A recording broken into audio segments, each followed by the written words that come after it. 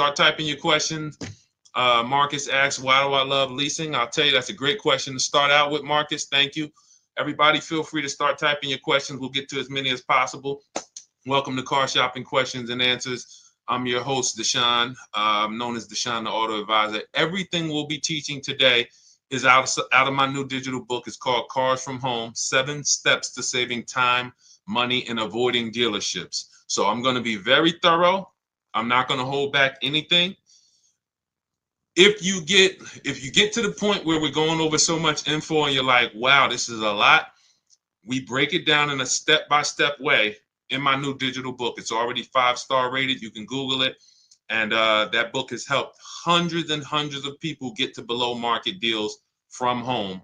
You can get a copy of it as part of our welcome offer. It's normally $97, but as part of our welcome offer, you can get it in our TikTok bio for 75% off, or in our Instagram bio, or we have a comment in the Facebook and the YouTube comments for you. Activate your 75% off, but it's only good for 30 minutes. That's our welcome offer to you. For those of you who you like more of a, Deshaun, let's work together. Can we do this together? Then certainly you can click those same links and click Shop with Deshaun. See if you qualify for our Done With You program, where you'll be, instead of reading, we have step-by-step videos, and then we have a Facebook community where you can ask all your questions. Over 1,500 people in that community. And we do 2 coaching calls a month with me personally. So let's get to it. Let's start with Marcus's question, and just keep typing your questions, everybody. As I see more people come on, we'll keep giving you the shout outs as new people come on. All right. Marcus asks, why do you love leasing? The payments. The payments. Let me show you an example of what we call a below market lease. Now, we need to distinguish very early on, all leases are not created equal. You need to get a below market lease, which means you're finding the dealer that's going to sell you the car for the lowest amount. We do that through a bidding process. That's why our process is called Cars from Home. So by putting dealers against each other, many of you struggle with negotiations. I want you to step out of negotiating, and I want you to start making people bid. Create multiple offers. That's what we do. So when you're getting multiple offers, you're going to find the dealer that's going to sell the car at the lowest amount. Every dealer has a different price. Remember this. Don't ever think, oh, Nissan is expensive. I wanted an Altima, but Nissan's expensive. No.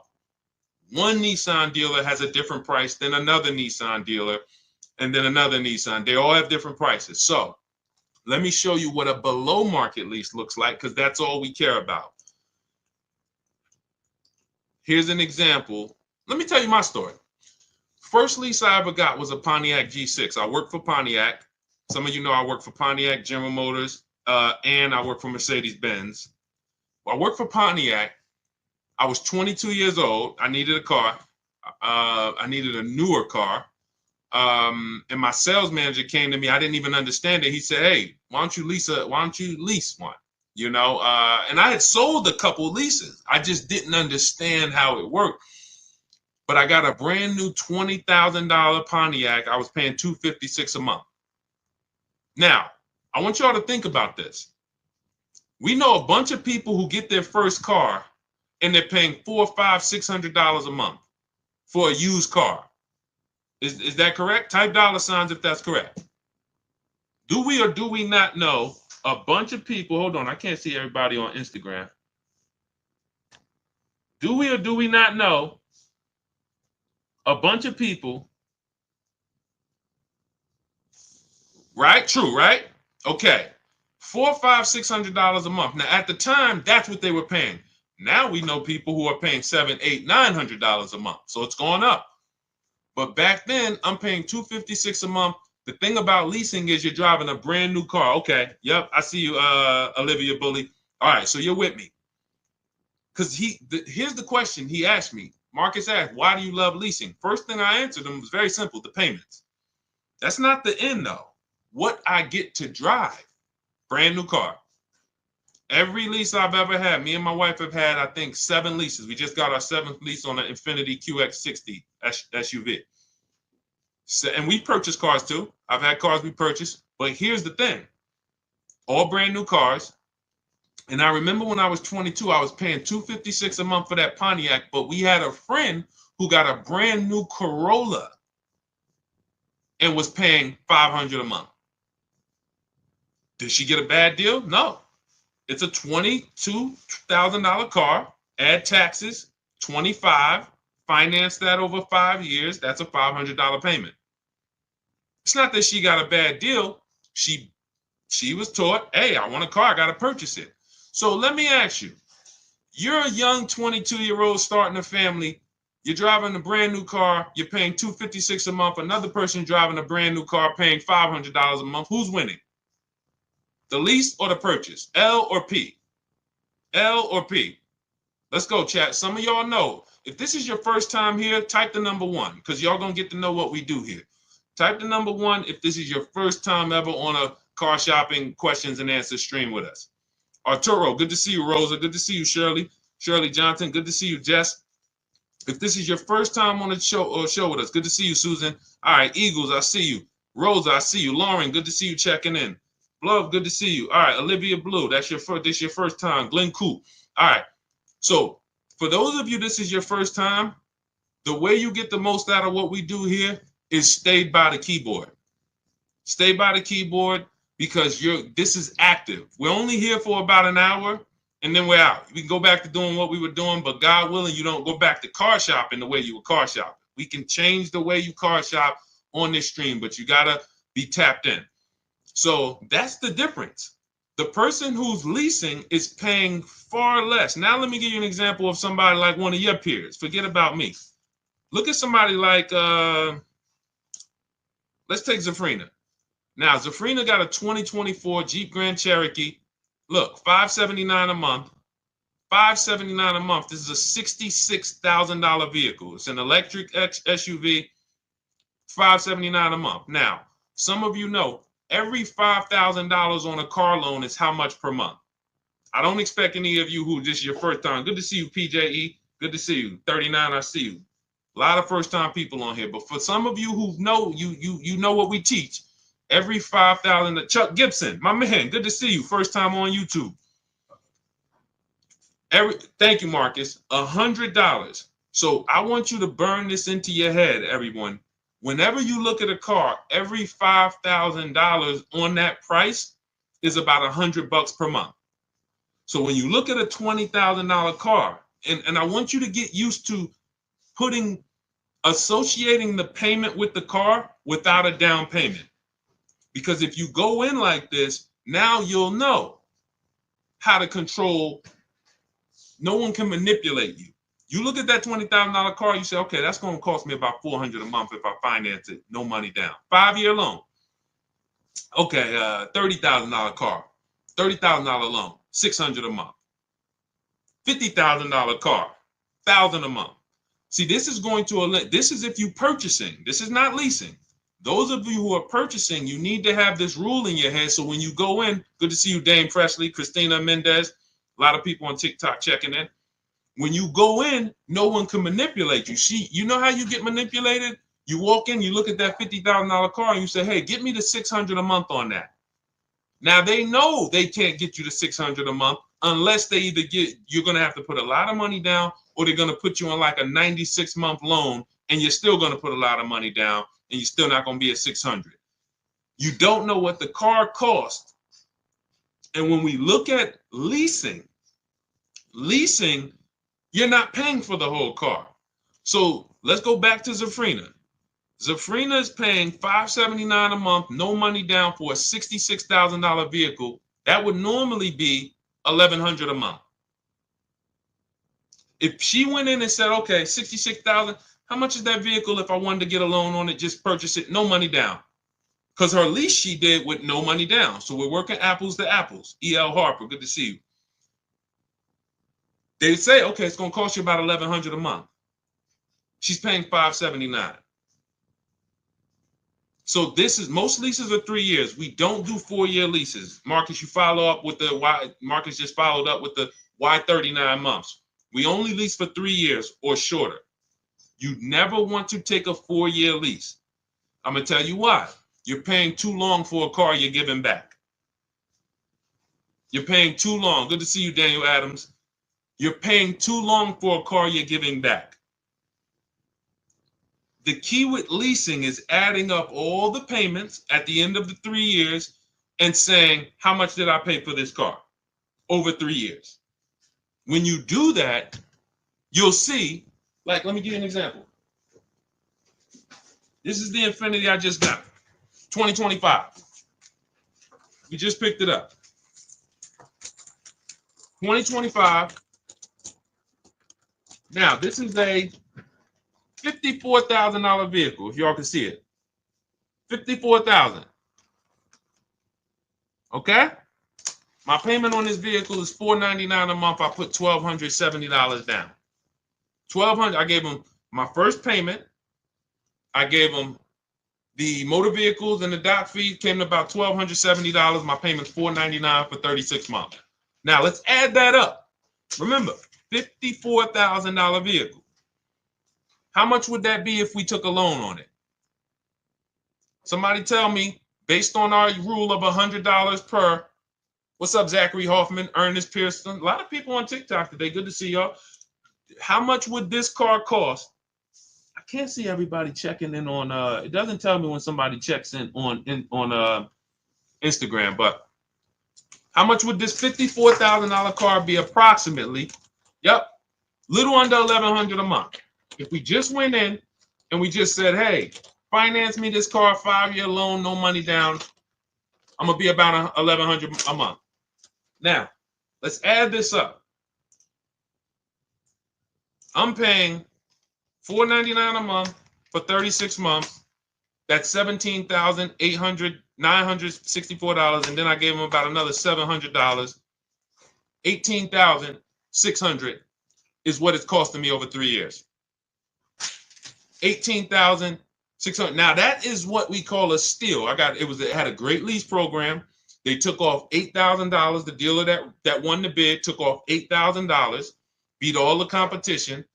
So you don't need to get a lease that aggressive. Look at Charles' lease on his Palisade. This is what we call a under 1% lease. But look at Charles' lease. Charles got a Palisade, 2024 Palisade. Look, he said he used our system. He reached out to 3,500 Hyundai dealers from home. He got 10 quotes back. And he said his payment on a almost $49,000 Palisade is $597 a month. $597 a month. You add these payments up, it's nowhere near how much money would be coming out of our household if we purchase. It's not even close. So then you might say, Deshaun, what's the benefit of purchasing then? It's for the long term. That's why, everything I'm teaching is out of our 7-step Cars from Home system. It's the 7-step system in my new digital book, Cars from Home. But step 1 is what we call the most important question, which is how many years are you going to keep the car? If you're not keeping the car 8 years or more, you should not be purchasing it. You should be shopping for a below market lease. For those of you who are like, Deshaun, who's a long-term person? You keep your cars 8, 10, 12 years. Let us know. You're long-term. 3, 4, 5 years, 6 years, you ain't even thinking about that. You're long. What's up, Amanda F? Good to see you. Scott W. Juanita Harris. Good to see you. Who's the long-term people? Long-term. Do we got any? See if we got any. We're live on YouTube, Instagram, Facebook, and TikTok. Any long-term people? You're keeping your cars 8, 10, 12 years. Let us know how long you've had the cars. Thank you, Scott W. Appreciate you. Okay, Glenn Coop. How many years are you going to keep the car? You said you're long-term, but how many years? How many years have you had your last car? Put it like that. Let us know who's had their car 8 years. Just type the number of years you've had it. 10, 15. Because you know what my truck just hit 11 years. Okay, I see you, P Haircuts. Okay, we got one. What I'm seeing is, and this is why I'm leaning more into leasing, not just the fact that the questions come in about leasing, but the fact that I'm seeing more and more people are keeping their cars for less time. All right, we got Keon Jones, keep his car 10 years.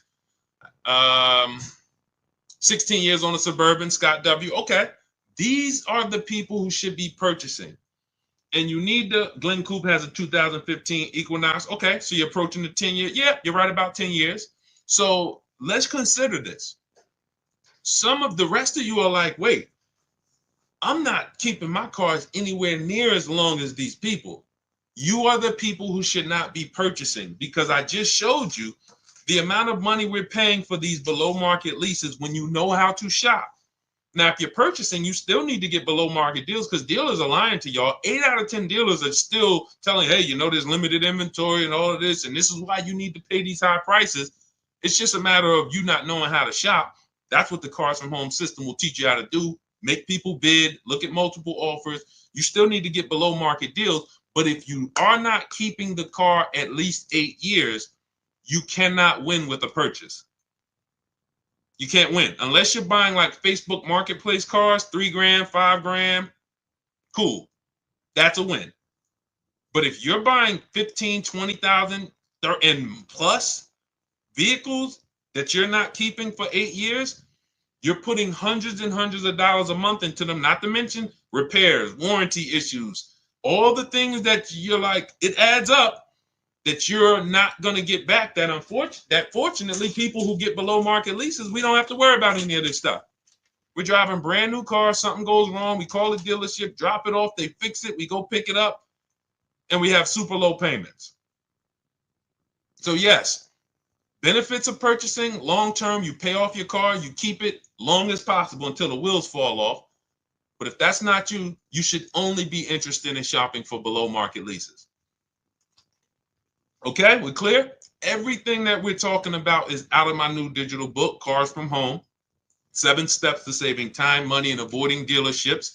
It's normally $97. You can get it as part of our welcome offer for $24, but it's only for 30 minutes. That's our welcome offer. It's in my TikTok bio, Instagram bio, the YouTube comments, or the Facebook comments. And you can activate that. It'll be in your inbox by the time we end the stream, and you'll have everything we teach about how to get below market leases, new cars, purchases, how to get below market loans, high mileage driving strategies, bad credit. What do you do when you have bad credit? How does this plan change with bad credit? That's all in there. For those of you who are like, Deshaun, can we work together? Can you walk us through this? We have our Cars from Home done with you. Click those same links, see if you qualify for that program. And then we have our group. When you see everybody, all of these people I'm posting from our Facebook group, same system. It's just 2 different learning styles. Some of you, you're a do-it-yourself person. Deshaun, give me the blueprint. I will follow it to the T, and I will knock it out. We don't leave anything out. That's why that book has 5 stars. You can Google it, all on Goodreads. Thank you to everyone who's reviewed it and rated it. It's the mastered blueprint of do-it-yourself car shopping and doing everything we do. Those of you who are like, you're more of a done with you person, you want a community. We have 1,500 people in our Facebook group that's come before you, and you got people who've gotten multiple cars using our system in our Facebook group. Sheree just got her 4th car. Where is she at? She just got her 4th car. Look, graduated again. Look, turned in my 2022 CRV, got a 2025 Honda CRV Sport. This is the second go round of a lease. She's gotten 2 pre-owned cars. So look, Ken McGee. These are people who came in just like you, didn't know anything about shopping from home, and they just assumed based on what I was saying that we could lead them to success. And they came in, they followed a predictable system, and look, I graduated $585 monthly payment, no down payment, $49,000 Nissan Murano Platinum, almost $50,000 vehicle. He's paying $585 a month. There's people right now paying almost $1,000 a month for that same vehicle. $900 if they took a long loan, $800 if they took a 96-month loan. He's paying half of that. So this is about financial literacy with cars. So you can see if you qualify for our Done With You program. Let's keep the questions coming. And let's go. We got a lot of people on here. I want to make sure we get to as many as possible. What's a normal interest rate for a solo guy credit 700? It's a great question. We can't feel for the bottom with interest rates. No matter what interest rate you get, if you leave the dealership and someone was to ask, do you think you got the best interest rate? you're going to say, no, I don't know. I hope I did. That's why we use a strategy called the bank bidding war. Everything we do is a bid. The one thing that eliminates buyer's remorse is bidding. Why do you think we can buy a TV on Amazon in 10 minutes and not regret it? It's because we're seeing enough of the market. You go to on Amazon, then you pop over to Walmart, then you pop over to this, and you see in 10 minutes, you see, all right, this is the best price, right? Right? Type right if you understand that. Type right if you could. See, these are principles. What's up, Jerry Eric? Good to see you. Susanna, Callie Craig. See, that's how we have price assurance. Price assurance and lack of buyer's remorse comes from multiple offers. It's simple. So in order for us to say, all right, how do we make sure we don't have buyer's remorse when it comes to our loan, or when it comes to our trade-in, or when it comes to the car we buy? We need to make sure we see enough offers to know that we got the best. And notice, dealers are going to try to keep you from getting more offers. That's why they think you need to be there to do business. See, that's all works into, hey, if I can keep you from shopping other offers, I can make sure I'm controlling the price, which is why we focus on cars from home. So how do we employ this bank bidding war system? Credit bureaus allow, and anybody can Google this. Okay, I see you, Tips Notes. Wait, I'm sorry. Tips and Toes. Good to see. All right, so everybody's following. I'm glad to see everybody's tracking on this. This is what, we'll get to you too, Tanya Rails. Make sure you get Tanya Rails on Facebook too, Dolan. But hold on, let's finish this up because we're talking about how to make sure we don't have buyer's remorse with our interest rate. A lot of people don't know that the credit bureaus, the people who rate our credit and sell that score to people, they allow us to shop and have multiple banks and credit unions access our credit, but it has to be within a short period of time. It's called the rate window. So if you Google rate shopping, you can verify this. So what they say is, in a short period of time, you can have a bunch of people access your credit with a hard pull. And at the end of that window, it's going to weigh on your credit as if it was one hard pull. So if one hard pull would have weighed your credit down 10 points, you can have 15 of them in that window and it's still going to be 10 points. This is how we move, which is why we never do a pre-approval with a hard pull. Who's ever gotten a pre-approval with a hard pull? I'm going to tell you what the bad part is about that. And look, see, if you get the mindset that none of these people want me to shop, if you can burn that into your mind, oh, the dealers don't want me to shop, correct. The banks, even my banks, they don't want me to shop them, correct. That is the mindset. So when you get the hard pull, it's going to drop your credit. But here's the bad part about the pre-approval, has an expiration on it. So they'll send you out with a pre-approval. Hey, Mr. Williams, good news. Hey, Haley, let's use Haley. She just jumped on. Haley, we'll give you the pre-approval, but it's a hard pull and it's only good for 30 days. So now you're going out there and you're trying to find your car and like, hey, oh man, I got to find a car within 30 days. Because the last thing we want to do is not find a car, and what happens? We got to run our credit again. So we literally have the bank who's supposed to be helping us, hurting us, which is why we don't do any pre-approval with a hard pull ever. Ever. We are not going to limit ourselves and force ourselves into this rush shopping. One thing you're going to learn as you use the Cars from Home system is we don't rush shop. Some of you, you're in an emergency. That's no problem. Okay. Listen, if you need a car in a short period of time, we have people who, Ansley got a 1% lease. When he got his car, he came in and used our system. Our system is designed to go through in seven days. You can get your car in 7 days below market deal. That's not a problem. You can see here, he says, look, one car down, he had 2 more to go. 2024 QX60 Lux, $58,000 car. He got it for $554 a month. He said, look, I started the process Saturday, accepted a deal Monday. That's it. He started on a Saturday.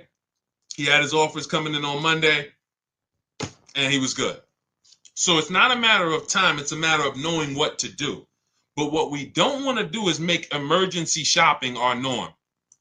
Because a lot of people, you think, oh, if you come in and tell a dealer, hey, I need a car by next week, that hurts you.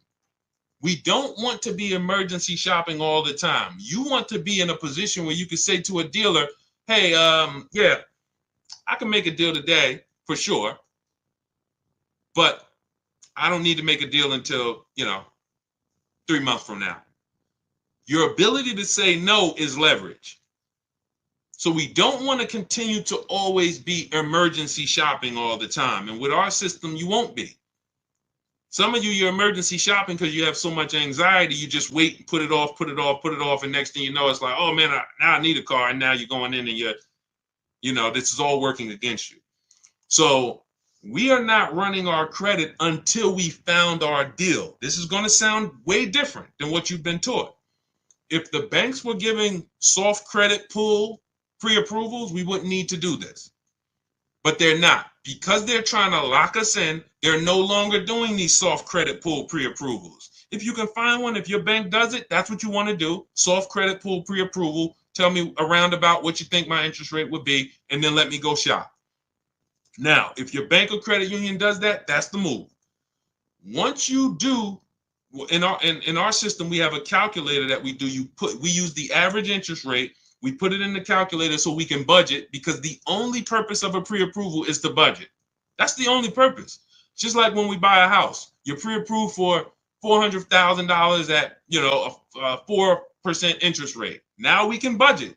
Let's go find our house. Same thing with a car. It's only to budget. So we have a budgeting tool that we use the average interest rate, and then you plug it in and you tell it what you want your monthly payment to be, and it factors in taxes and all of that. We have custom calculators, but what you want to do is go shop for your car, get your bids, shop for your used car, find the best one, and then you start to tell your banks and credit unions, here, make me an offer. That's when you are going to let people run your credit with a hard pull. This is called the bank bidding war. This is a system we've been using for a year. You always let the hard pull start after you've locked your car up, because now we guarantee. How many of you have tried to get called your bank and said, hey, could you give me a pre-approval? And they say, well, tell us about the car. Thanks to everybody. I see you, Marcus. Thanks for liking the broadcast. Thank you so much. How many of you have went to called your bank and said, hey, I like to get a pre-approval, and they say, well, give us the information on the car.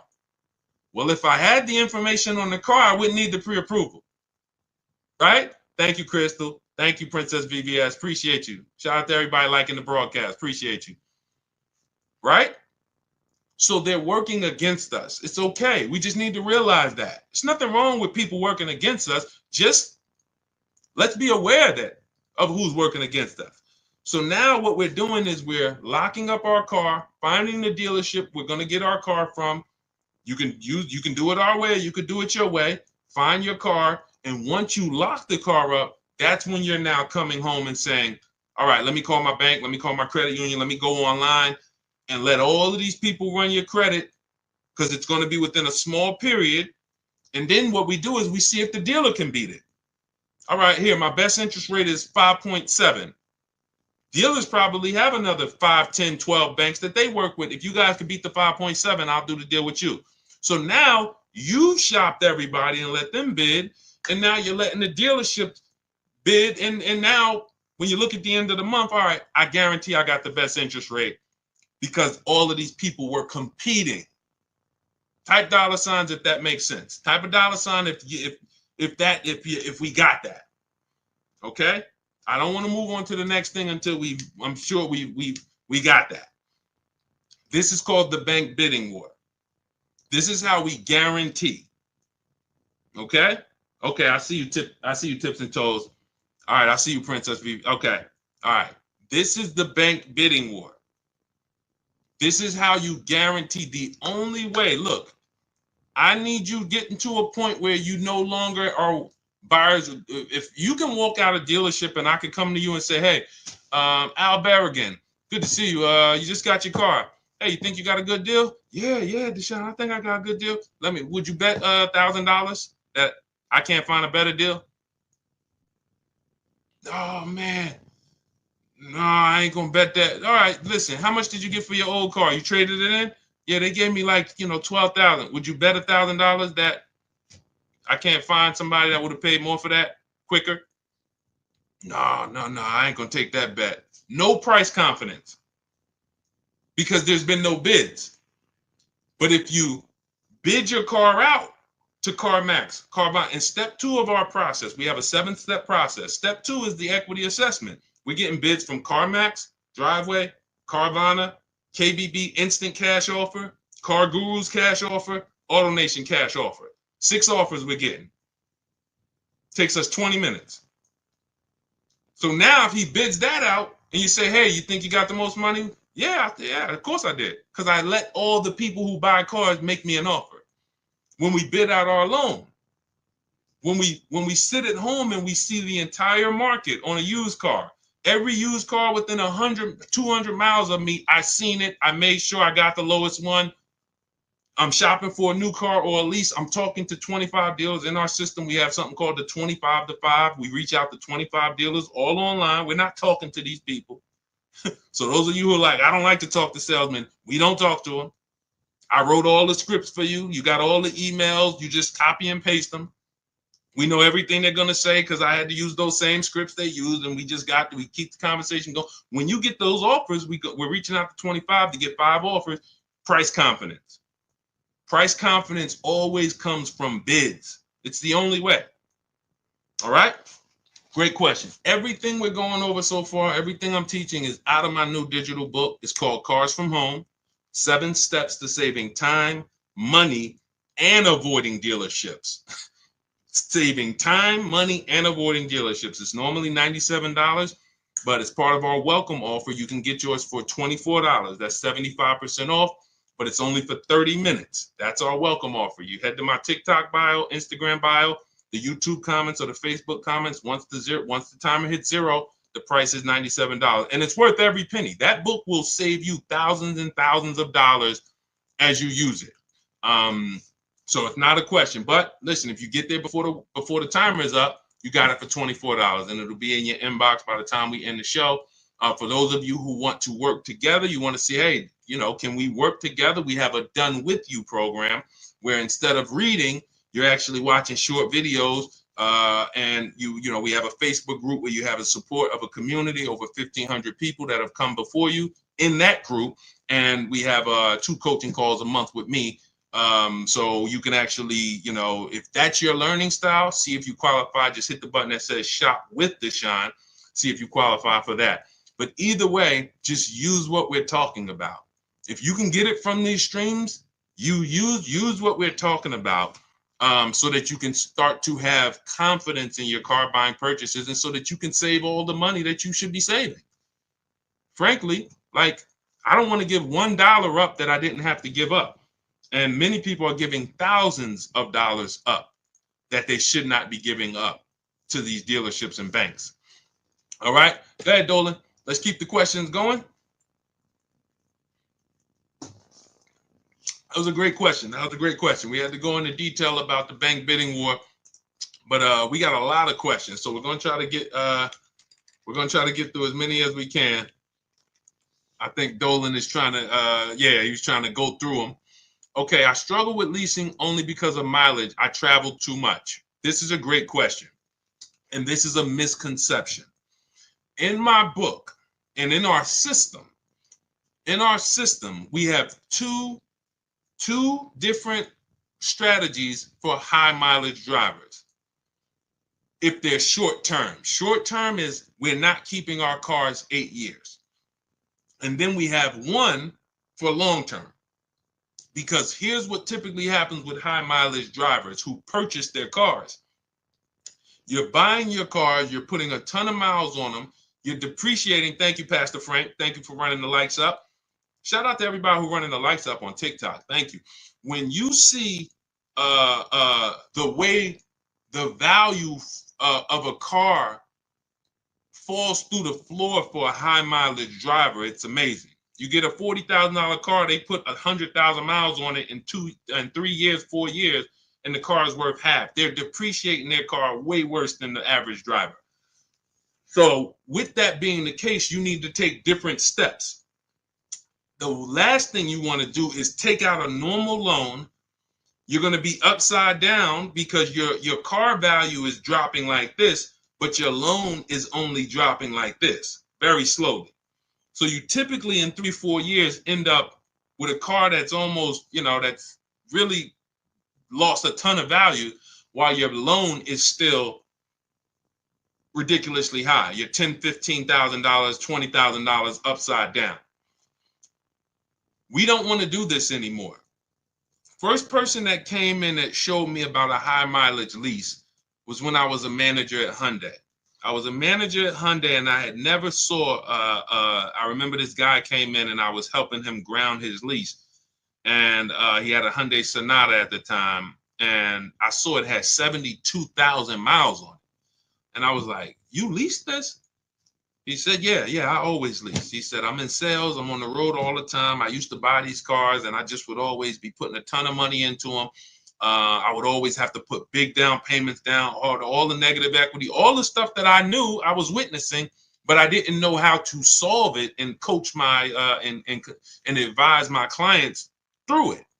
So I just thought, okay, hey, you drive too much to lease. I never even would talk to people about it. This was before I went to I had been with Mercedes for a couple years, but I had just never had this experience. So because I left Mercedes, I went to become a manager at Hyundai. I hated that dealership. It was and then I went back to Mercedes as a salesperson.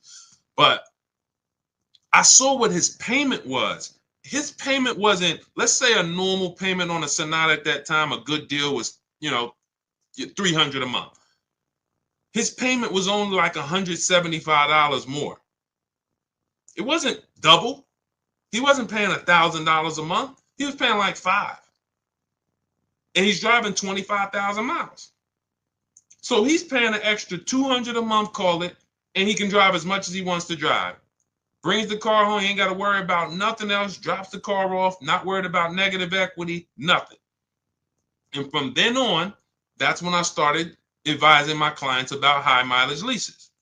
Most leases can be built up to 30,000 miles.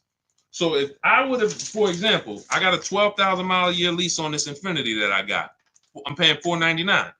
If I would have gotten a 25,000 mile a year lease, I probably, instead of $500 a month, I probably would be paying $700 a month. But I'm driving 25,000 miles. $700 a month. I'm still way below what a person who purchases the vehicle, depreciates the heck out of it, and then goes to replace it is going to lose. So that's one strategy, the high mileage lease. And the other strategy is something I call 2 cars, 1 payment. Those of you who have a good car already that you're purchasing, pay it off. Pay it off. You might have been putting 20,000 miles a year on it. If let's say I got a nice car and I'm like, all right, I drive all this miles. Let me think about what I'm going to get next.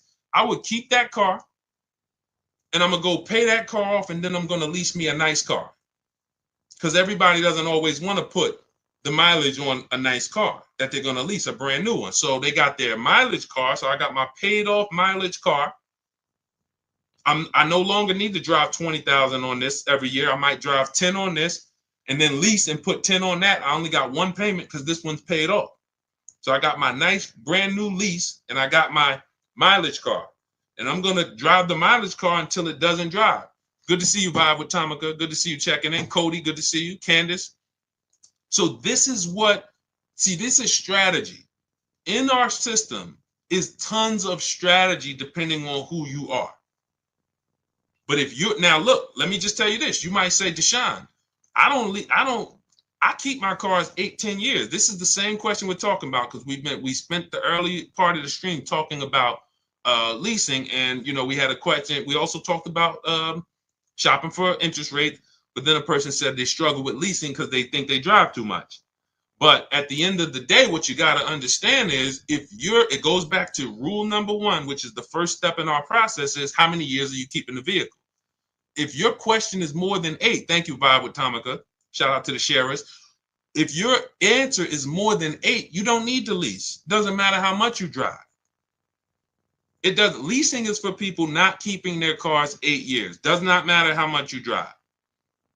If you're going to keep the car 8, 10 years, put 20,000 miles on it. Just go find a car that is capable and quality and goes the long run.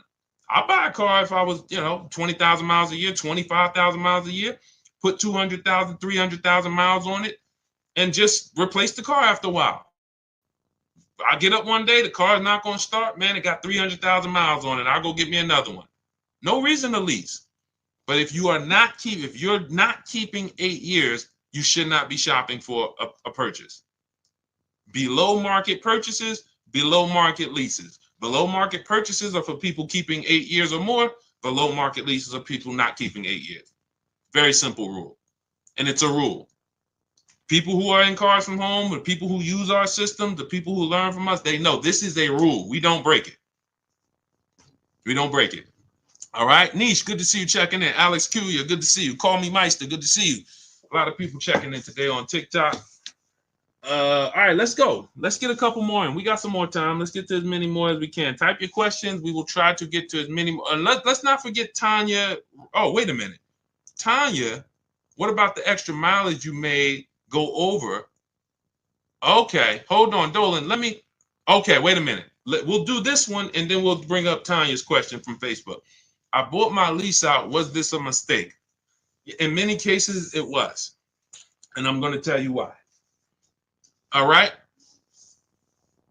When you buy, how long is the average lease? Type the number of years. I think many people know this, especially some of you who lease. How many years is the average lease? Let's go. Type. All right, Veronica Christian. Yep. 3. Exactly. When you look at the average lease and then you say to yourself, let me tell you a story. Tips and toes. Let me tell you a story. Because you might forget a lesson, but I find you won't forget a story. I'm at the dealership. I'm at Mercedes, right? Person walks in. They're like, I'm looking at this new car, they want to purchase. Like, okay. I look at their old car. Now I can see they got the old body style. So I can see it's a couple years old. What year is the one you got? Told me the year. It's about 5 years old. I said, did you buy it when it was new? He said, yeah, I bought it brand new. I said, okay. This is a story about why we never buy our leases out. Okay? Why we never buy our leases out. So I said, okay, how much you owe on it? Nah, I don't really know. I'm not too sure. Okay, we'll find out. So we pick out a new car. We pick the one he likes. We get to the numbers.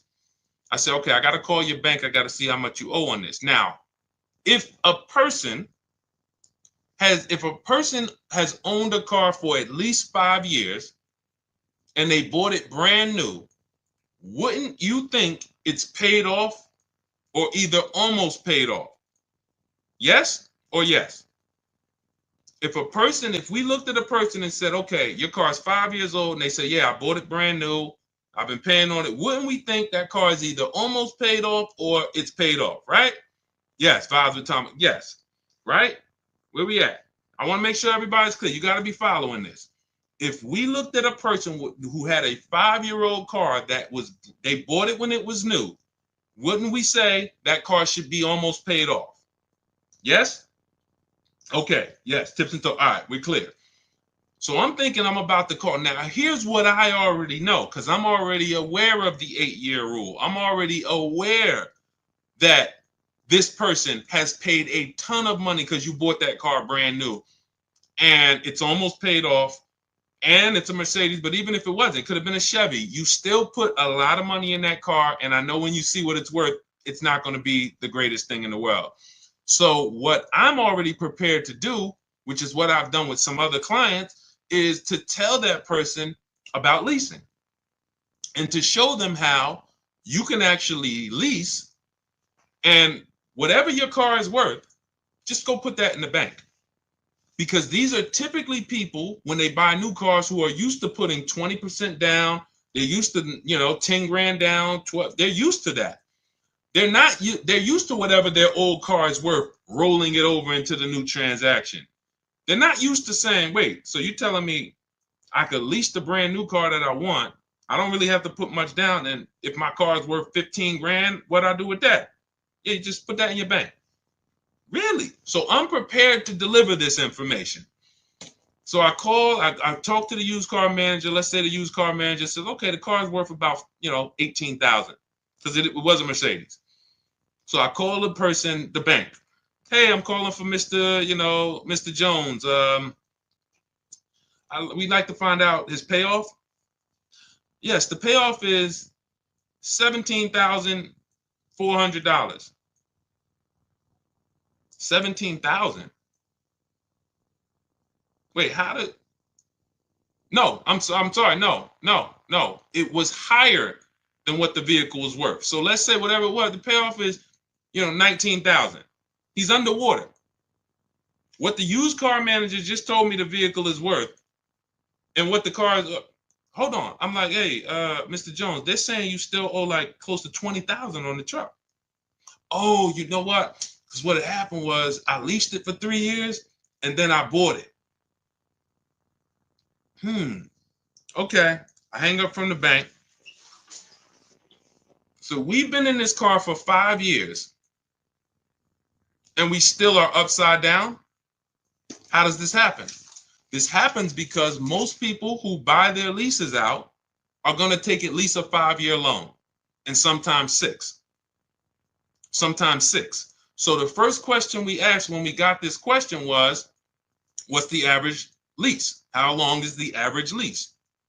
You guys said 3 years. So then we say, when we look at buying our lease out to have a similar payment, hold on. I always have that alarm go off. To have a similar payment, we need to take a 5 or 6 year loan. And in many cases, it's 6. It is 6. What's 3 plus 6, y'all? Anybody here signing up for 9-year loans on cars? When you buy your lease out, this is the only time where we end up spending or committing to 8 or 9 years to pay on the same car. Now, is there an exception? Yes. One exception. 8-year rule. How does the 8-year rule go back into this? Because that's always the first question. See, when you buy your lease out, it's a transaction. I want you to look at it as all I'm doing is buying a car, but it's a used car, but it's my car. When you buy your lease out, all you did was buy a used car. That's it. But it's your car. So before we ever would buy a used car, we would ask ourselves the most important question, which is, how many years am I going to keep the car? Because if it's less than 8, we're not going to buy that used car. We're going to shop for a pre-owned, for a below market lease. So if you said, all right, I'm going to buy my lease out, and from the day I buy it, I plan to keep it at least another 8 years, then go ahead, buy it. Then go ahead, buy it. That's the exception. But you would have to be saying, all right, I leased it for 3, and then I'm going to keep it for another 8, which means I'm going to keep this car 11 years, or it does not make sense to pay 8 or 9 years on it. And mind you, when you look back and say, I kept it 11, hopefully it's longer, because to pay on a car for 8 or 9 years, you want to at least enjoy 3 or 4 or 5 years with no payments. Because again, all this money you shelled out, you could have just been leasing anyway and paying less and driving better cars. That's why the 8-year rule is what it is. That's why, you know, when you guys look, everything we're talking about is out in my new digital book, Cars from Home, 7 Steps to Saving Time, Money, and Avoiding Dealerships. If you focus on not skipping step 1 ever, step 1 is what we call the most important question. Before you do anything, you ask yourself, how many years am I keeping this next car? Hey, I want to buy my lease out. How many years am I going to keep it? 8? All right, let me buy it. Thanks, Melissa McGrady. Appreciate you. Shout out to everybody running the lights out. It's always the 8-year rule because depreciation is what's killing us on cars when we purchase them. So that's the exception. That's the only time. It's not like, oh, I'm paying cash for it, Deshaun. Does it make sense? Doesn't matter. The depreciation of the vehicle in the short term is going to wipe you out compared to getting a below market lease. And let me tell you, let me show you Jen, because Jen no, it wasn't Jen. It was, she did exactly what I just explained when I was telling you guys how I would, people who, some of you, you're going to do this. You've been taught to purchase all your life. You've never leased. You really never understood leasing other than what, you know, you may have heard about it. Let me put this down. Hold on. That's not the one I want to show you. And what happens is you're like, well, Deshaun, my next car is going to be a lease thing. Absolutely. So now what am I going to do with my car that I paid off or that's almost paid off? I would normally go swap this. Here's what you're going to do. You're going to do like what, where's she at? Hold on. This is a good one. Here we go. Melissa. All right. So Melissa, she took possession of a 2025 Honda Pilot EXL. She leased it. Her local dealership won the bid. And she said she got her offers that we teach in the equity assessment. Her highest offer for her old car, which was a Kia Sorento, 2018 Kia Sorento, was 12 grand. She planned on selling it to CarMax. And after she made the deal, she gave the dealer a chance to beat the offer or match it. That's what we always do. We come in with offers, and then once we do our business with the final dealer who wins, we give them the opportunity to match it or beat the offer. Saves us the time if they can match it. So now, look, they gave her the 12 grand, and she left out of there at $597, nothing out of pocket. And she's getting a check back for $12,000 in equity. You see what I'm saying? She got her brand new Honda Pilot EXL, great payment, no money down, getting a check for $12,000. That's exactly what this last 10 minutes we talked about was about. Some of you, that is your next move. Instead of going in to trade that vehicle that you would normally trade and buy another one and go into another loan for 5 or 6 years, you're going to keep that. You're going to do the equity assessment, CarMax, Driveway, Carvana, KBB cash offer, AutoNation cash offer, Car Guru's cash offer. Get those 6 offers. Take you 20 minutes. That's going to tell you what your car is worth. And then you're going to prepare to sell to them. That's step 2 in our process. But now before we can sell to them, we're going to move into shopping for our replacement car. Once we get our bids and find the dealer who's going to win the bid, now we go in. Hey, I'm getting a car from you. Hey, I'm going to sell my car to Carvana. Can you match it? I'll sell it to you. Oh, yeah. No. Oh, no, we can't match that. They're paying too much. Perfect. I'll pick up my car from you, sell my car to Carvana, put that money in my bank. Now I got this nice low lease payment with no money down, and this is the win. That's going to be your favorite car deal. You'll do that over and over again, but you'll never do that again. You'll never cash out a purchase to a lease again because you're going to know from now on, I'm not purchasing unless I'm keeping long term, and I'm not leasing unless I'm keeping, less than 8 years. But the transition in mindset and the process from, I've been purchasing, paying all this money, you're going to put a huge equity check in your bank account, and then it's going to be great. It's going to be great. So all of this is in my new digital book. Good to see you, Johnny Nixon. Good to see you, Alan B. Thea. Good to see you, It's DK. All of this is out of my new digital book. Those of you who are like, Deshaun, it's no way I'm gonna remember all of this. I just give me the blueprint, give me the step-by-step. That is 7 steps to saving time, money, and avoiding dealerships. It's already 5-star rated. You can Google it.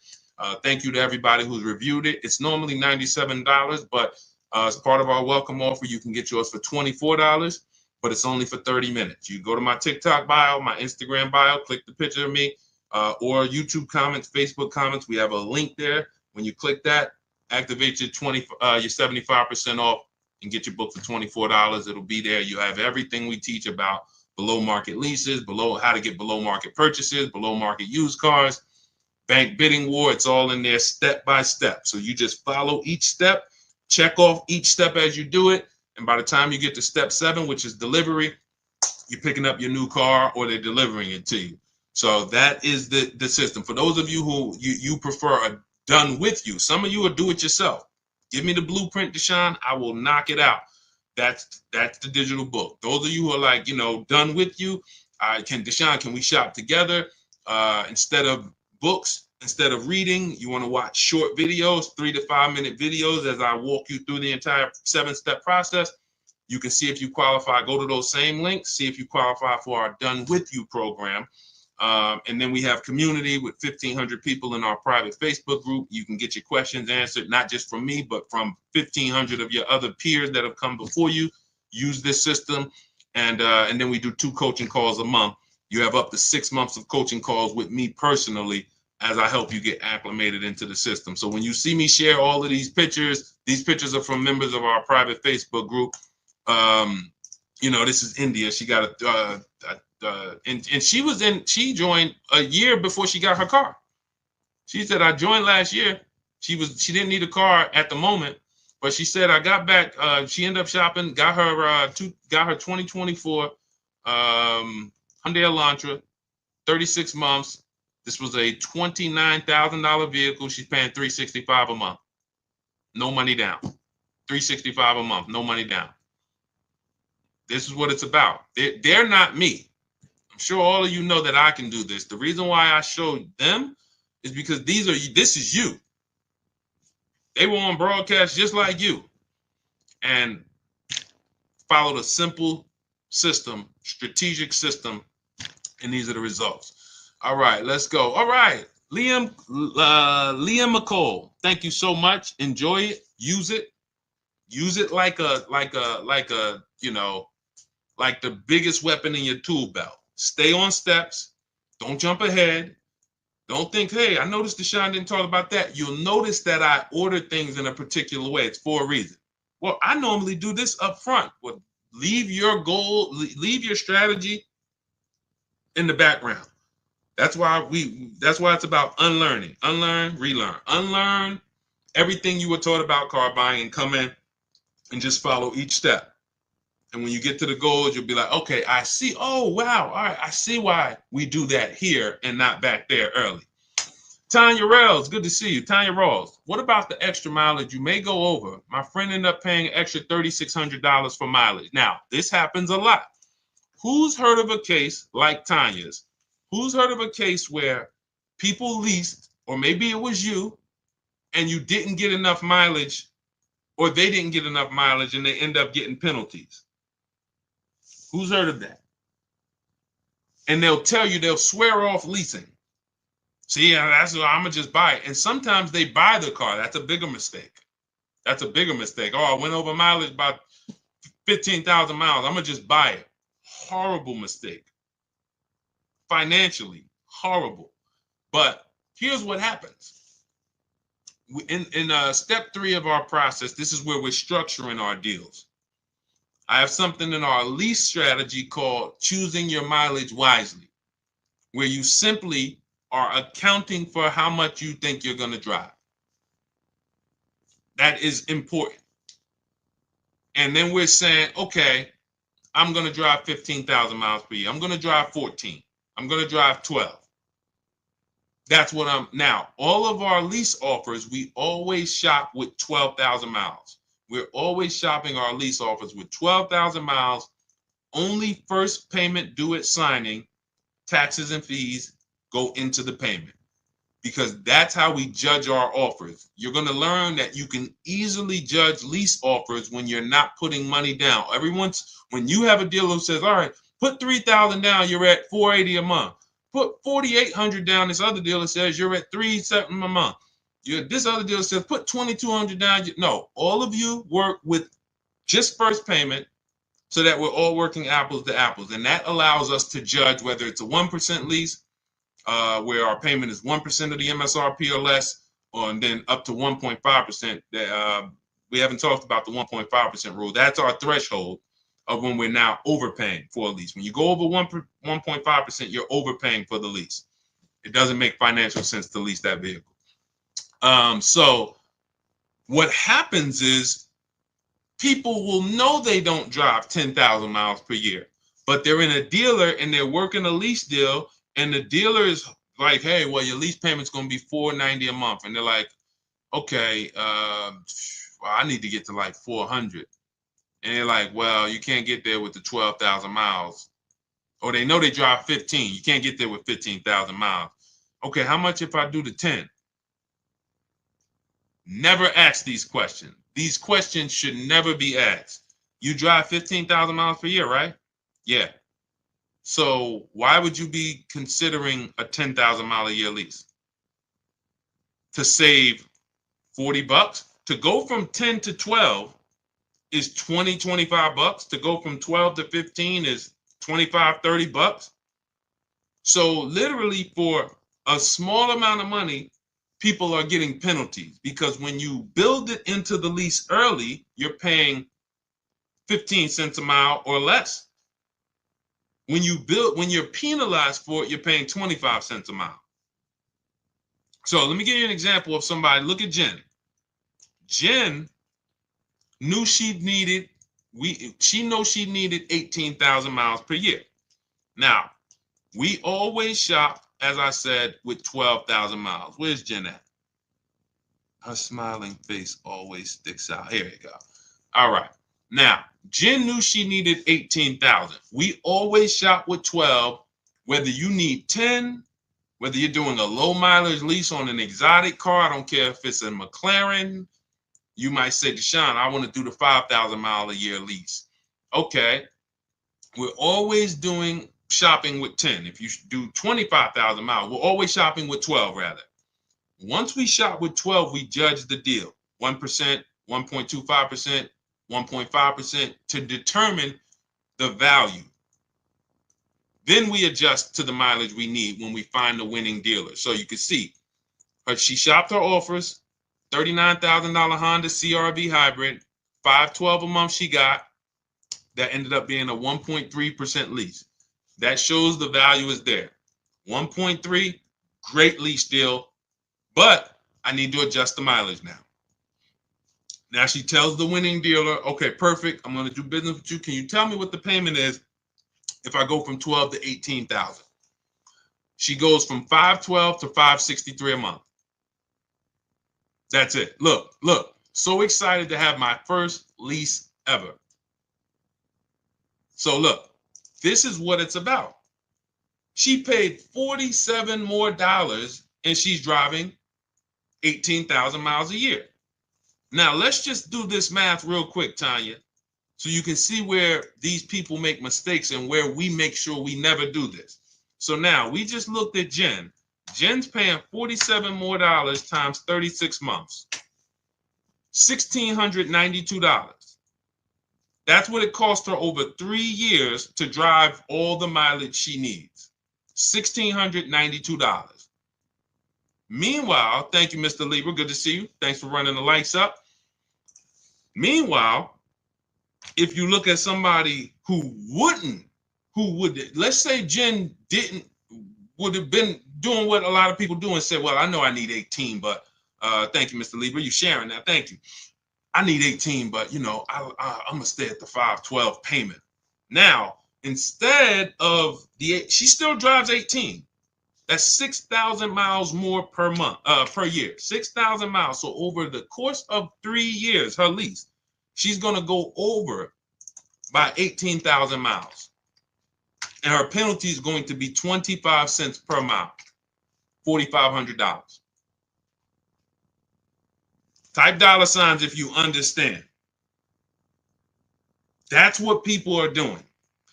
To avoid paying $1,600, they're paying a $4,500 penalty. So your friend could have literally probably paid $35 more per month, gotten all the mileage they needed, returned the lease, didn't have a penalty, went and leased their next vehicle, perfect. But instead, they settled for less mileage than they knew they needed. And now they got a $3,600 mileage penalty. That's why we have a section, choose your mileage wisely. That's what it's about. Okay? I'm glad everybody got that. So everything, listen, everything. If we ever share something and I'm talking about it, I'm like, okay, this isn't in my book, I'll let you know. If I'm ever like, hey, this isn't in our system, I will let you know. Everything we have discussed on this stream is in my digital book, and stuff that we didn't discuss so far is in my digital book, Cars from Home, 7 Steps to Saving Time, Money, and Avoiding Dealerships. Normally $97, but as part of our welcome offer, you can get your copy for 75% off. That's $24. If you can get to our TikTok bio, our Instagram bio, the Facebook comments, or the YouTube comments, click that link before 30 minutes is up. That's your welcome offer. You'll get it for $24, 75% off. It'll be in your inbox, and you'll have those strategies to use step by step, nothing left out. Okay? And make sure when you get your book, you screenshot the thank you page, just in case some of you type your emails wrong. You don't realize you're typing quick. You're trying to not make sure you don't miss the 30 minutes, and you type your emails wrong. Make sure you screenshot our support team's email. If you don't see that email in 5 minutes, make sure you check your junk, check your spam. If you don't see that in about 5 minutes, just email our support team Monday through Friday. They'll get you your book. But it's usually, we have a great system. They get there. If you misspell it, that's the only reason it's not there. So anyway, for those of you who are like, Deshaun, can we shop together? Do you have a more of a kind of an immersive experience where you guys are walking me through this? That would be Cars from Home done with you. You can click those same links in our bios or in the comments and click the button that says shop with Deshaun. See if you qualify for that. If you do, instead of reading, we're doing short videos, step by step, 3 to 5 minute videos. You can do them on your time, and they're designed to get you to where both systems are designed to get you there if you need a car in a week. So it's not a matter of time. If you need a car in a week, what you need to know is what to do exactly. You don't want to be under the gun and not knowing what to do. Give me a checklist that I can operate under. So even if I'm in the rush, at least I know I have a checklist to get me through. So I'm not going to make a mistake. So, but for those of you who want to see if you qualify for the done with you, then we have our Facebook group where you can ask questions. For those who like, hey, you like community, you like support. You're not a do-it-yourself person. You're more of a done with you community person. We do coaching calls twice a month on Zoom for 6 months. You have access to the coaching calls with me to make sure you get this system to the T. And either way, I don't care how you get it. I don't care if you get it with the done with you. I don't care if you get it from our book. I don't care if you get it from, if you got everything you needed from this stream, Deshaun, I got what I needed. Go execute it. If you get it from our free social media videos, go execute it. We just want to make sure you are paying the least amount for these cars that you should be paying. Good to see you, Mark. Mark in Nashville. Shout out to you. Good to see you, Glennis Jensen. So this was a great show. We had a lot of great questions. We'll be back for another stream. All of you continue to unlearn, continue to make these dealers bid. Never one dealer, never one dealer. The name of it, if you don't remember anything else, you don't have the book, you're not with our Done With You program, remember, never one dealer. It's about multiple offers. You could be the worst negotiator in the world. If you get multiple offers, you're going to save money by accident. Okay? Create competition. All right. So great show. Appreciate you guys. Great questions. God bless you guys. See you soon.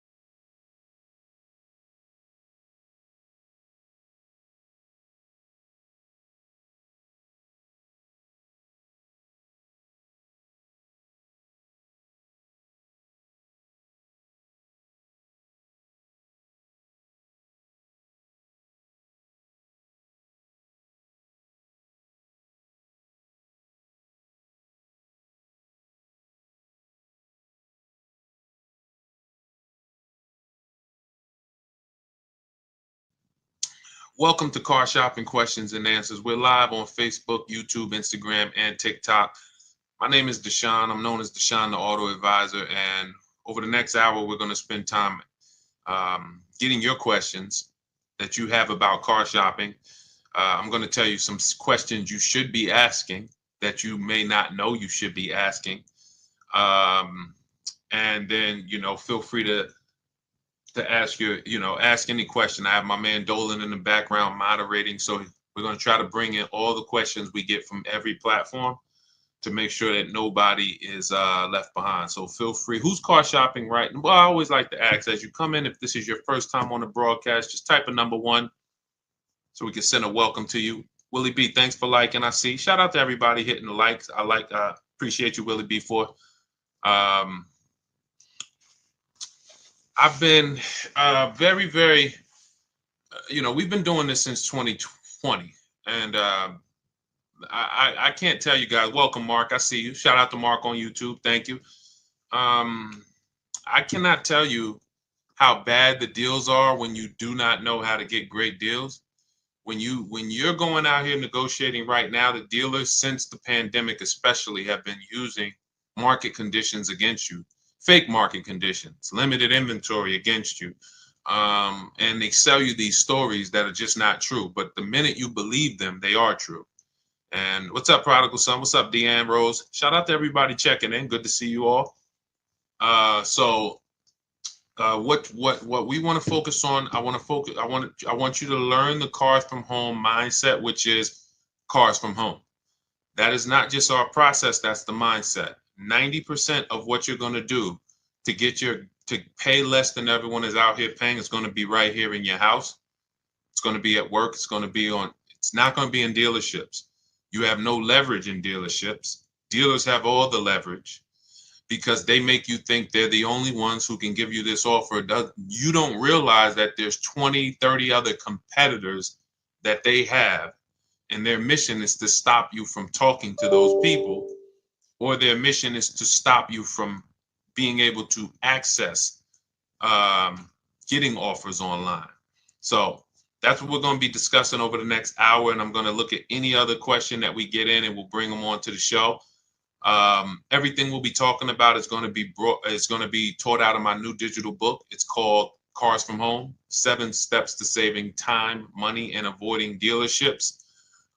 So as you hear everything and you're like, man, Deshaun, I want the whole blueprint step by step, that's my digital book. It's already 5 stars. It's normally $97, but it's part of our welcome offer to you. You can get a copy for 75% off, which is $24, but it's only for 30 minutes. You head to my TikTok bio, Instagram bio, the YouTube comments, or the Facebook comments. We have a link for you to use, and that'll get you your book for 75% off.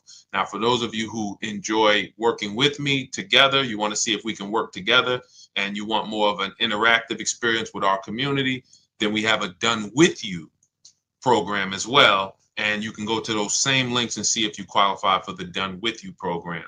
But we're not going to hold back. Let's get to it. Now that the housekeeping's done, you can start to submit your questions. We already have the first one, so let's get to it. Is 0 down on a lease always the rule? The rule to shop.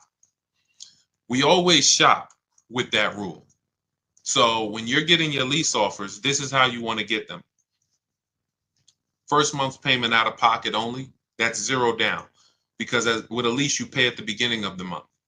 So if you do 0 down, that doesn't mean you don't give them your first payment to drive off. So we're always shopping our offers with only first month's payment due at signing. I like to use those terms. Remember those terms. I made a video about this. It's been seen a lot, but some of you may have been seeing it. Always use the words total out of pocket, not down payment, because total out of pocket is a much more direct and clear conversation. I expect $1,000 total out of pocket. I expect first month payment total out of pocket. When you use the words down payment, who's ever made a deal with a down payment and then you came in and they said, well, what about your taxes? Who's ever had that happen to them? Type me if that's happened. You said, okay, I'm doing X amount down, but you show up to pick up your vehicle and they're like, okay, well, what about the taxes? Or what about this? And And you're like, wow, I thought that was included in the down payment. Who's ever had, listen, the key to winning here is a couple keys. Winning here is about being honest, because listen, this is going to sound like bad news. You're going to figure out over the next hour, Deshaun, it sounds like I did a lot of things wrong. Yeah, that's okay. Yes, you did.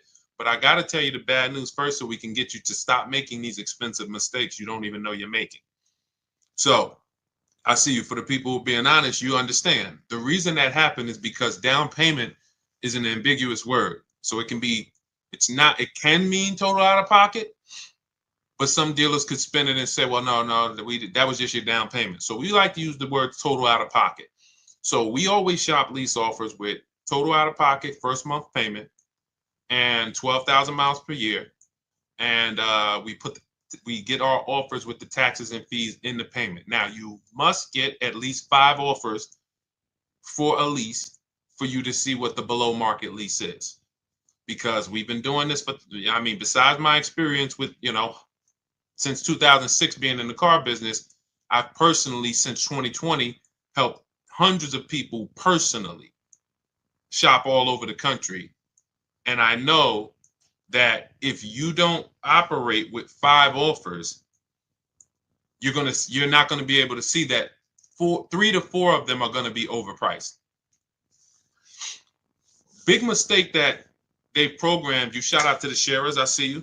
Thank you. Thank you, Art. I see you, Kim. Thank you so much.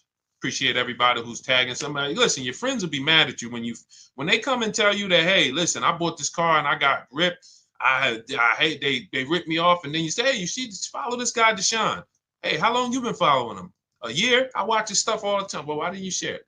So share with your friend so that we can protect these friendships. Because when people lose on cars, they get very mad. So we want to stop them before they actually go make these mistakes. But that's what you want to do. You need to shop your offers with first month's payment, put the taxes and fees in the payment, get your offers, and you need to get at least 5, because then you're going to see, wow, 3 or 4 of these are overpriced by a lot.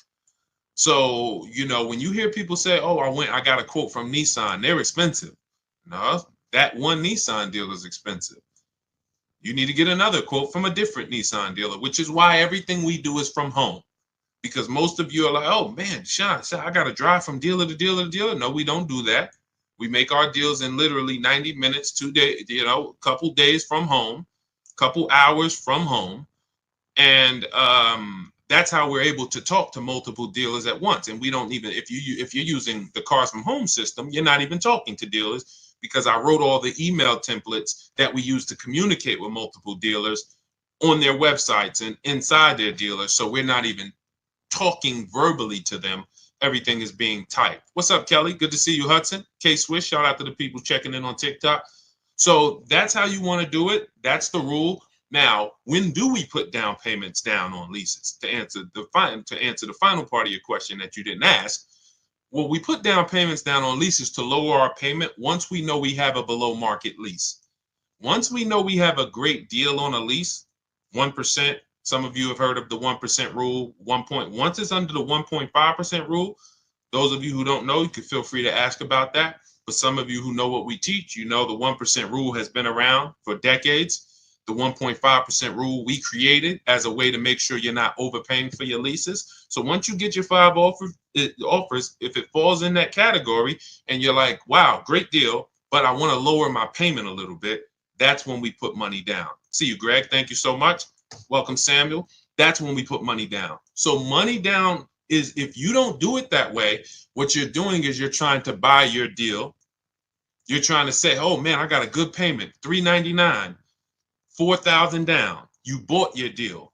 That's not a deal, because when you take the down payment away and you look at what did I pay for this car, you're going to see, wow, okay, that actually was an overpayment. So that's why y'all notice when you're talking to dealers, what is the first question they ask when you start talking about the numbers? Don't they? How much can you put down? Right? Right or right? Stay by your keyboard, y'all. Come on. I see you, Vanny. I see you, Val. Stay by your keyboard. Let me go to my people on Instagram. Because in order for you to get the most out of what we're doing, you gotta stay engaged. The people who are going to get the most out of what we're doing, we're on 4 platforms right now live. I see you, Pam. Good to see you, Pam Erickson. I see you, Chief B, Instagram. You guys, the people who engage are going to get the most out of what we do. If you're sitting there and you got this playing in the background, that's not to say you can't get anything out of it. But for sure, yes, Devin, this is how you're going to get the most out of it.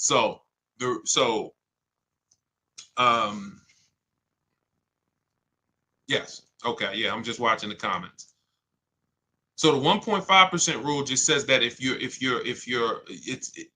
the 1% rule. Somebody asked what's the 1.5% rule on Instagram. So being that all these questions, this person who asked this first question, my answers to that has created secondary questions. Let me just answer that, and then you guys can type your questions if it's unrelated. If it's like, okay, Deshaun, I want to know about used car shopping. Deshaun, I want to know about getting a loan, financing, bad credit, whatever. Then you can ask that. But I just want to finish this since we're talking about this subject.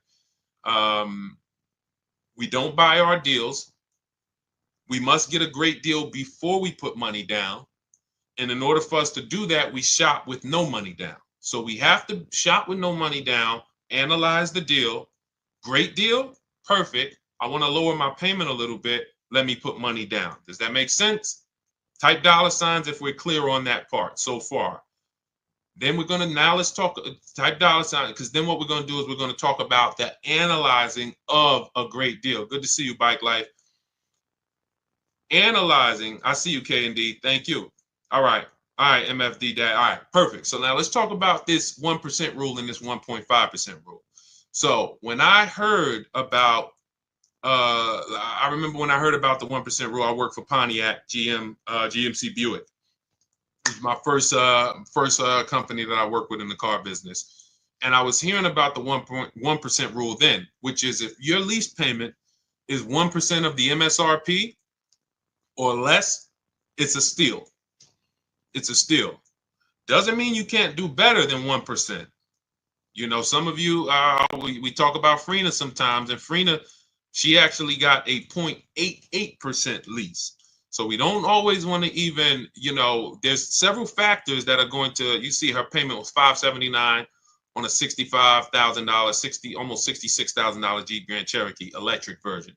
So you need certain things to be lined up to even be able to get a 1% lease. It's based on getting a big discount, which we're going to get by competitively shopping. We're going to find the dealer that's going to give us the biggest discount. But in order to get to the lower percentages, you need a great lease program. That's going to be your residual. That's going to be your money factor. That's going to be your any incentives, rebates. We don't know any of this stuff before we shop for the vehicle, because I know what some of you are thinking. Deshaun, how do we know those vehicles? You don't. Frina didn't know that when she was shopping for that Jeep, it was going to come in at 0.88. All you can do, that's why when you use our system, we shop the market. It takes us a day, 2 days. We're getting offers and we can see, okay, this is what the market is on this vehicle. But the 1% rule is if your lease payment is 1% of the MSRP or less, it's a steal, great value. Add up all the payments. You'll see you're driving a very expensive car for a very low amount of money. That's the 1% rule. Now, when I first came to TikTok, because TikTok was the first platform that God blew me up on, I was hesitant to talk about leasing because I knew that some of you were going to go in and tell your dealers that you deal with, oh, give me a lease. And they were going to show you overpriced leases. And then you were going to take them because even an overpriced lease is better than your purchases. Even an overpriced lease is better than your payments you've been paying on it's a person who buys new cars because you were just taught, I was just taught, Deshaun, buy my cars. You go in, you buy a $50,000 car. That's going to be wait, let's see, because we might have some new people on here. Who knows this question? In fact, the first person who answers this, you got a free copy of my digital book, Cars from Home, 7 Steps to Saving Time, Money, and Avoiding Dealerships. Every $5,000 on a car loan, when you look at a car, every $5,000 is how much per month? I'm watching Facebook. I'm watching. Every $5,000 sorry, on a car loan. Sorry. Anybody? Jordan, you got it. Jordan was the first person I saw. Every $5,000 is $100 per month. Jordan, just send me a message here on TikTok with your with your email, and I'll have the team shoot you a free copy of my digital books. $97, but you got a copy of free. Wait, hold on. I don't see. Oh, yes, it was Aman. You're right, Aman Cordova. You're right. The comments popped up so fast. You're right. You were first. send me a DM with your email, and I'll get that to you. Now, for all of you who like Deshaun, I want a copy. Well, we have a welcome offer. It's normally $97, but you can get a copy for 75% off if you get to my TikTok bio, Instagram bio, YouTube comments, and Facebook comments. You just click that link. It's only good for 30 minutes, and you'll get your copy. You won't pay $97. You'll get your copy for $24. But so now let's take that and so when you're looking at a $50,000 car, that is going to be a rough, no money down. Again, see, people will tell you all day long, well, I got a $50,000 car and I pay whatever for it. They're taking out their down payment and they might have a very long loan. Let's take good loans, 5-year loans. That's going to be about a $1,000 payment, depending on their interest rate, $950 to $1,000, no money down. 6-year loan, maybe they could get to $850, $825, no money down. Meanwhile, a good lease on a $50,000 car, 1% lease is $500 a month. So even if you see, and again, I'm still on why I was hesitant to teach about leasing and why the 1.5% rule was created. Because if somebody walks into a dealer and they've been used to doing no money down deals and paying $1,000 a month or $900 a month, and then that dealer tells them, hey, well, we could get you to $850, $800, no money down on a lease. Some of them are going to say, okay, well, I think that sounds pretty good. Maybe you could do $750, overpriced lease, $750. Okay, wow. But so once I saw people start going out and then writing me, oh, Deshaun, how's this lease deal look? I'm like, okay, we need to create a rule where leases are overpriced. And all we do, how do we determine that? Add up all the payments. It's very simple. Add up all the payments. And when you go above 1.5% of the MSRP, take the total MSRP. This is the price on the window sticker. This is the price on this window sticker.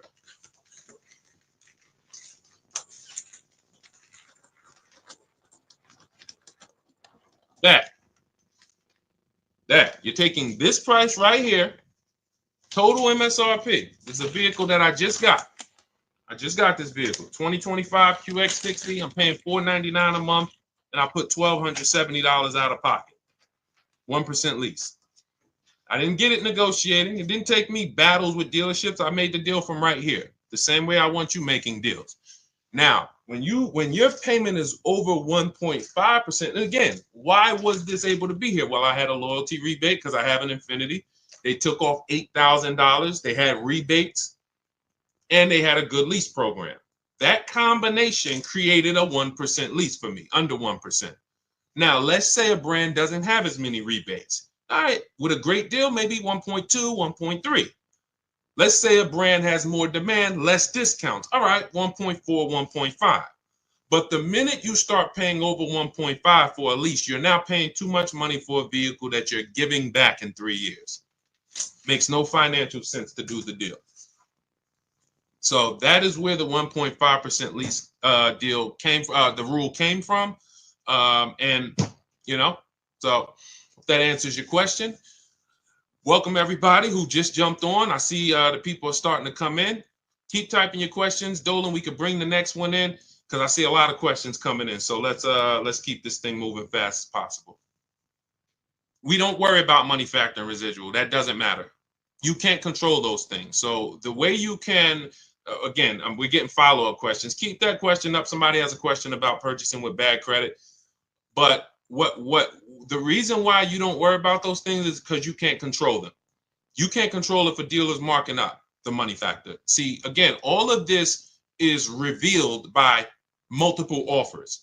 If you come into my dealership when I was there, if you worked, I worked at Mercedes. If you come in, okay, Deshaun, what's the money factor? All right, it's 0.00270.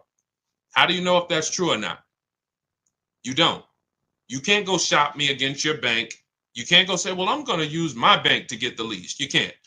So there's no point in you worrying about things you can't control. The residual value, I don't care about that. What I care about is multiple offers from multiple dealerships from home. Where is my best offer going to be? 1%, 1.2, 1.4 out of all the dealers. And you've done it right. This is what I teach all my people. You've done it right when you have a range of offers. You should have a range of offers. Your best offer to your worst offer should be $150 to $200 a month difference for the same exact vehicle. Same exact vehicle. You should be able to see, wow, the best dealer is like $505 a month, and the worst dealer is talking about $700 a month. That means you've done it right, because 4 out of 5 are going to be overpriced. But everyone I teach who've gotten deals, when you look at, some of you on TikTok, you can't see this, but if you watch the replay on Facebook or Instagram, you'll see a bunch of people that we share all the time in my groups. They send me their deals, and we can see, look, 1%, $10.50 a month. Somebody just got a Yukon XL. They dropped the pricing from 75 to 36 to 70 grand, 1.5%, because it was a 2025 and they have no supporting programs. They have no big rebates, brand new vehicle to the market. Then you have 585, 1.1. This is a $49,000, almost $50,000 2024 Nissan Murano Platinum, 585 a month. Ken got right around the holidays, 1.1% of the MSRP. He's talking about they accepted his counter offer. We have a built-in calculator in my book and in our courses where you just plug all your offers in and it spits out with the counters to send, because you never want to accept an offer without countering. But this is what no one here is worried about. Residual, they don't even know it. We don't know it. I don't know what the residual value is on this Infiniti truck that I got outside 2025. I don't care. Doesn't matter to me, because I'm not thinking about buying the vehicle. I'm not going to buy my lease at the end. I don't do that. We don't do that. I don't care what the money factor is. All I care about is my payment is 1% or less of the MSRP. My payment is 1.2% of the MSRP. My payment is 1.4% of the MSRP. I don't care about how we got there. I don't care about how many rebates they had or didn't have. None of that stuff matters to us. That's why we're able to just shop the offers. This is the stuff that slows you down. Worrying about things you can't control. Worrying about things that if you're negotiating with a dealer, they can manipulate. We sit at home. We use the scripts and emails that I use, that I've written for you guys, send them out, let the offers come in, and then we see where the best one is. This is how we shop for new cars and leases. Very, very simple. All that other stuff is a waste of time. And as a car salesman, all of that other stuff, if you came in with that mindset, there's nothing you could do to beat me, because you don't know the truth. You just don't know the truth. You don't know the truth. You don't know what I own the car for. You don't know if my competitor will take off $2,000 more than I will. You don't know when you're sitting there. That's why we do not sit in dealerships and talk numbers. We get our deals done from home, hence our name, Cars from Home. Okay? All of you who like Deshaun, I'm already getting overwhelmed that we got 2 steps for you. You got the blueprint. That's my new digital book, Cars from Home, 7 Steps to Saving Time, Money, and Avoiding Dealerships. You get your copy for 75% off in my TikTok bio, Instagram bio, YouTube comments, or the Facebook comments. Click that link for 30 minutes. Or you can join if you qualify, you'll see a link there that says Shop with Deshaun. And we can, when you see these people, they're in our group. We have, over 1,500 people in our group where we shop together, and you get coaching calls with me. Or you can just keep asking questions here and try to get some clarity. Either way, we want you to get to your answer so that you can have confidence the way we move. All right. What do you suggest for a person with bad credit? First thing, first rule, first step in our process, 7-step process, is for you to ask yourself, how many years are you keeping the next car? Very important, because whenever you are going in, hey, Lori, what's up, Dantes? Whenever you are going in to buy a depreciating asset, you want to analyze first how long you're going to keep it. What's up, Rico? The minute you don't take this into consideration, you have not dealt with the most important aspect of getting depreciating assets.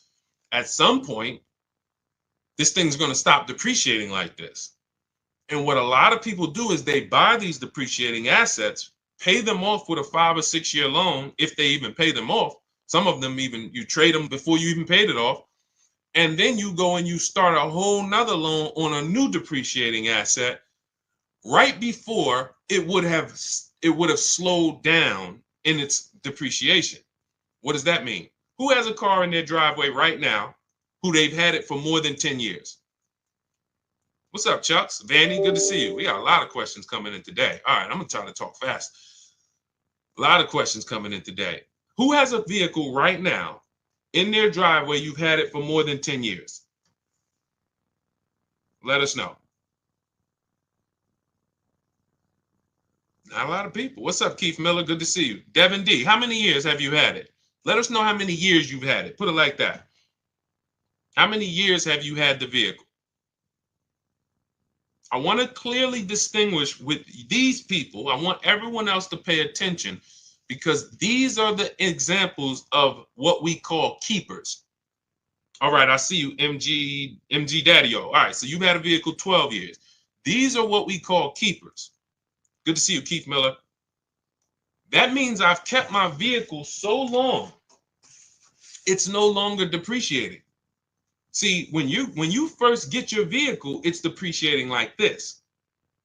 Like this. It's literally a slope of losing value. You look at what your vehicle will be worth a year from now. It'll be worth $3,000 less. 2 years from now, it'll be worth $8,000 less. Like you're in a big depreciation cycle. But when you get to where Devin is and where MFG Daddy is, and these people who've had their cars for 12 years, 11 years, their vehicle is going to be worth next year about what it's worth today. They've reached what we call the reward stage. What's up, Josh? Starry Skies, good to see you. A lot of people checking in on TikTok. When you this is the purpose for the purchase. Because purchasing is expensive. You buy the whole car, you have to pay for it. You're on your own with the warranty. Once it expires, there are expenses. So what's the good part then? At some point, I'm going to get to a point where I own this vehicle, it's paid off, I have no payments, and it's not depreciating as much, where I can hold on to it, keep it, pass it down to my family, not go get another vehicle and start the process all over again. That's the difference. So the first thing you want to ask yourself if you have bad credit is, how many years am I going to keep the car? That's step one in my book, step one in our process. How many years am I going to keep this car? If it's more than 8, then I need to be purchasing, whether it's a new or used car. I need a below market purchase. Can't pay what everyone else is paying for their purchases. Below market purchase. But if I'm not going to keep the car for 8 years, then I need a below market lease. Because when you add up all the lease payments on a great deal, it's no comparison to a purchase. What I'm paying for this Infiniti truck, it's a $54,000 truck. I'm paying $499 a month. After 36 months with this lease, $499 times 36, I would have paid $17,000 plus I gave them the money for the I gave them about another $700. I would have paid $18,600 for a $54,000 truck. Y'all get that? Type $signs if y'all understand the math. If y'all understand the value. $54,000 truck, I'm only paying $18,000 over 3 years. That means if I bought it, that's all the depreciation I'm going to pay for. $18,000 total out my pocket, out of my family's bank account to drive a $54,000 truck. Doesn't include taxes and everything. Some of you who are going to buy these trucks, you're buying taxes and everything. That'll put you around 58, 18,000. So when we say leasing, some of you have heard me say, you can't get a good deal if you purchase, but you should have leased. It's over. Deshaun, how many years are you? I'm only keeping this car 5 years, but I purchased it. Could I have gotten a good deal unless they gave it to you for half off? No. No. There's no way a below market lease is too many times better than a purchase for you to get a good deal on a purchase and win. So with bad credit, that's your question you're asking yourself first. Now, if you don't, you can't qualify for a lease. No problem. Now we're going to set ourselves up to get a lease, though.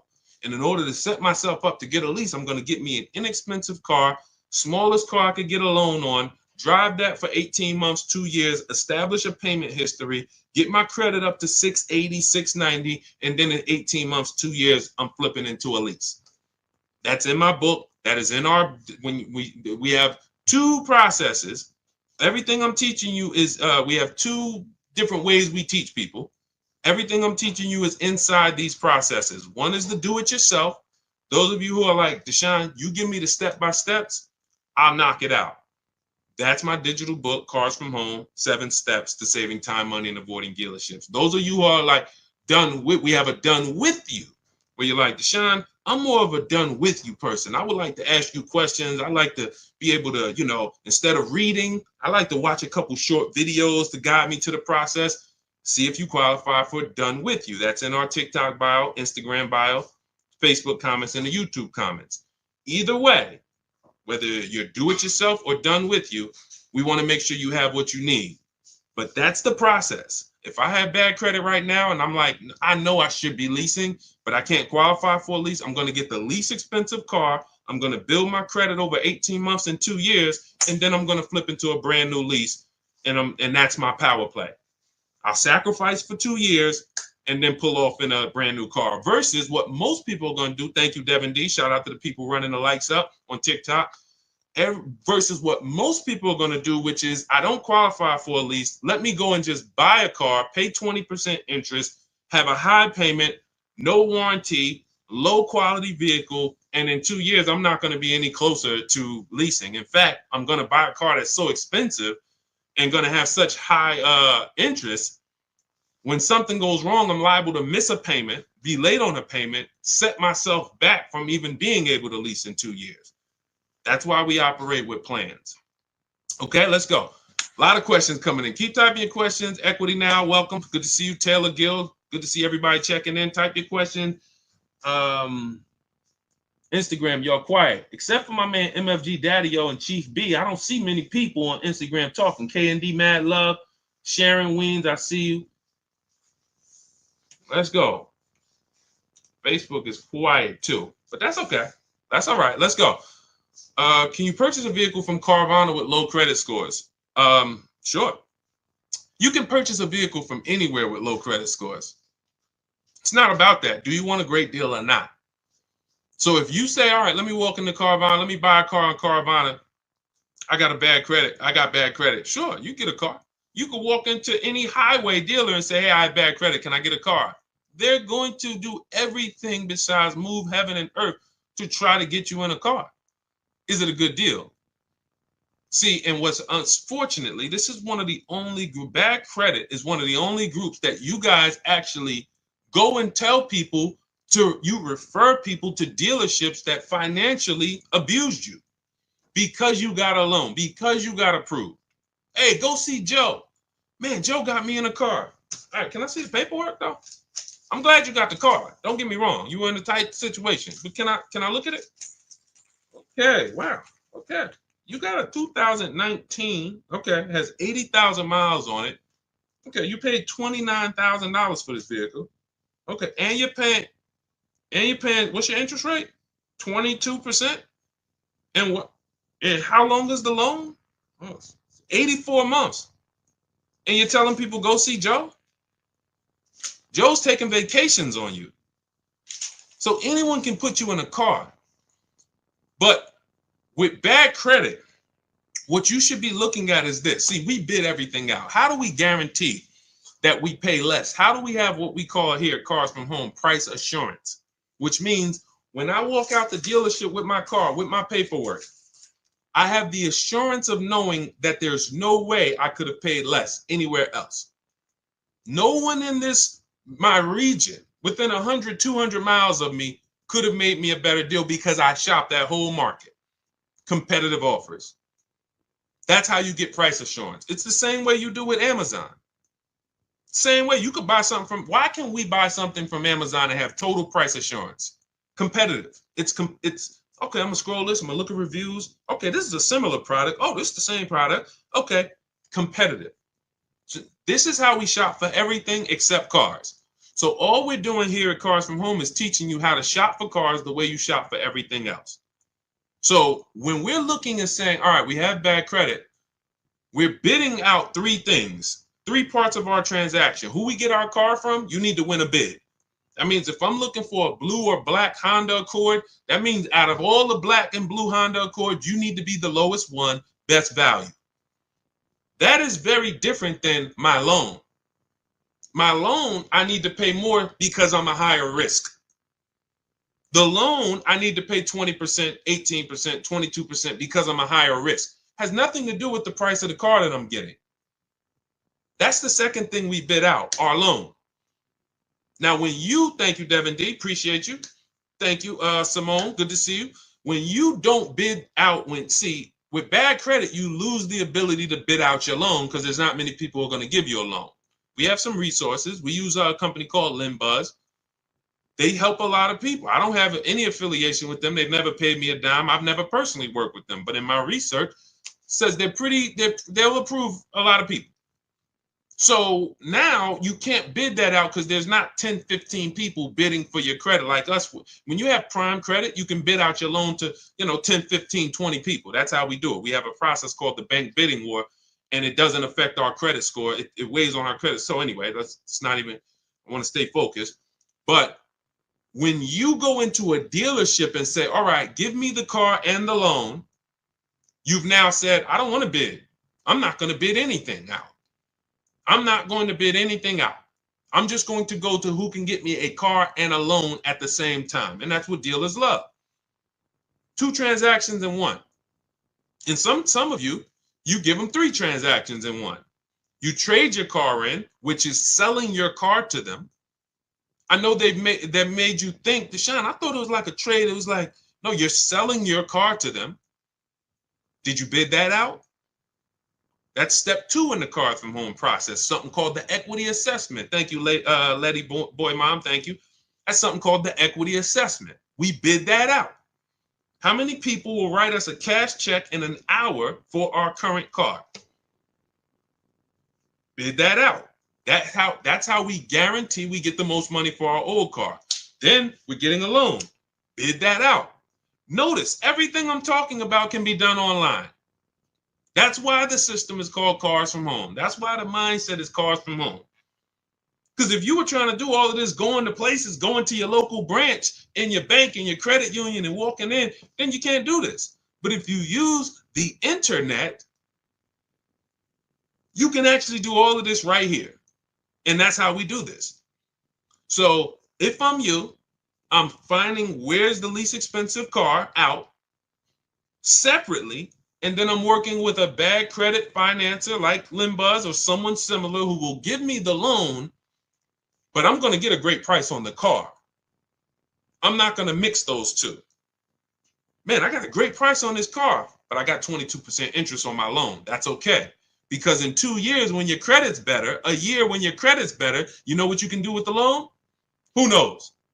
Type it, because most of you know. I got a great deal on this car, great price. Great quality car. Look at it.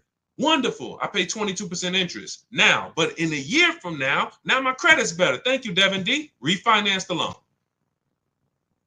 Very simple. So that's what I'm doing if I'm in a place where my credit's not good right now. I need a car. Perfect. I'll pay higher interest right now. Work on my credit in a year, 2 years. Refinance the loan. Now I got a good loan. Great car. Perfect. Versus if you go into a dealership or you go into Carvana and just overpay for the car and you overpay for the loan, now forget about that plan. You go to refinance in 2 years, you're not even going to be able to. You're still going to be upside down too bad. You'll be upside down too much money, right? Great question. All of this is laid out. See, there's a plan for everybody. Everything I do was to create a plan for everybody. High mileage drivers, anyone who drives over 18,000 miles per year, type HM. In the chat. Type HM in the chat if you drive over 18,000 miles per year. You can't move the way regular people move. You can't base your moves on a regular driving. You don't drive the same. Most people depreciation look like this. You drive 18, 20,000 miles a year, yours look like this. 4 years, you got 80,000 miles on the car. You're depreciating your cars faster. You have a different strategy. We have a different strategy for people who are going to purchase versus lease, buy new cars versus used cars. But it's all 7 steps though. No matter where you are, what your profile is, 7 steps. That's why our system is based on 7 steps. So if you're like, Deshaun, I want the whole blueprint, that's my digital book, Cars from Home, 7 Steps to Saving Time, Money, and Avoiding Dealerships. It's already 5-star rated. You can Google it.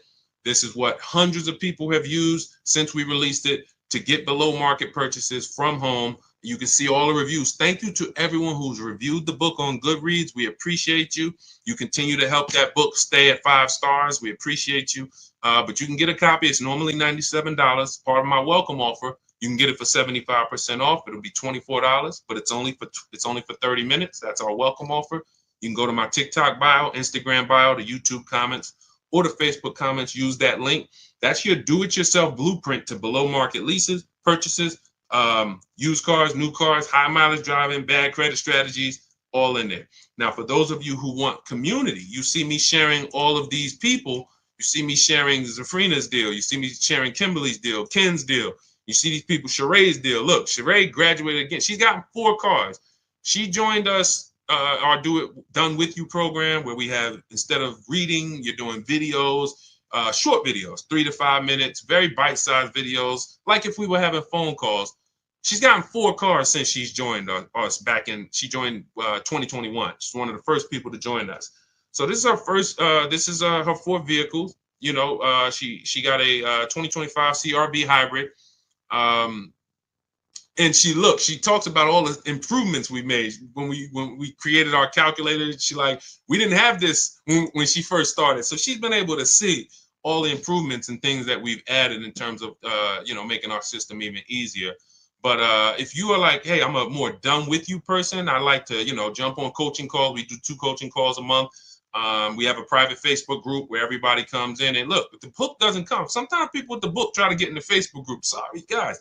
Listen, I got a ton of books here. All due respect, I dumped everything I've learned in 14 years in that book, but I can't call any of these authors. Like, I have questions. I read Tony Robbins' book, Money. It's one of my favorite books. I love to call him and say, hey, Tony, can you break this down to me? That's just not the way it goes. So we have two things, and they're both affordable, depending on what your learning style is. Do it yourself or done with you. You can click the links in my TikTok bio or in the comments on Facebook or YouTube or my Instagram bio, and you can see if you qualify for the Done With You program or if you want to do it yourself. Either way. All right, let's go. We got more questions coming. Let's keep it moving. I see you still, Calvin. All right, hold on. We're coming. All right, I'm curious to know whether or not, if you have a family member that works with one of the major car companies, is that a best way to buy a car from the A to or B? Wait, I'm sorry. Is that a best way to buy a car from the A plan or B or the B or C plan? I wouldn't. It doesn't matter. Family members don't matter. You can only do what the dealer is willing to do. I mean this with all due respect. I've had car salesmen come on my streams. There's 2 types of car salesmen that come on my streams. People who, they're not trained. They have no idea about the numbers I talk. I will watch car salesmen over and over buy cars, buy them, not lease them, trade them in 3-4 years, 2 years, lose a ton of money, just do it over again. I'm like, you don't even understand your own business. But it's not their fault because we're not trained. So I can't fault them. I really can't. I don't fault people. The people who understand what we talk about, quite honestly, they've been general managers, general sales managers, finance managers, or those are the people who are like, you'll see it on my videos. I was a finance manager for 20 years. This guy is legit.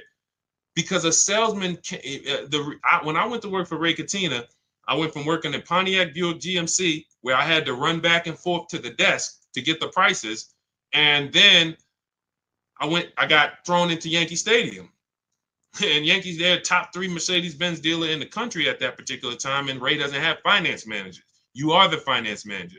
So you are putting in the credit apps. You are working with the banks. You are going over everything with the customer, the extended warranties, the after sale products. They didn't have that experience that I had. Therefore, they've never been exposed. They're still back. Hey, let me go get the numbers from my manager. They don't even understand the numbers. They don't understand the program. They don't understand what makes up the numbers. So this is most salesmen in America. So it's always about bidding. I don't care if you have a family member, keep them honest, get other offers. It doesn't matter. Even for some of you who have special pricing. Oh, I get GM family deal. There's no guarantee a deal is going to give you the family deal price.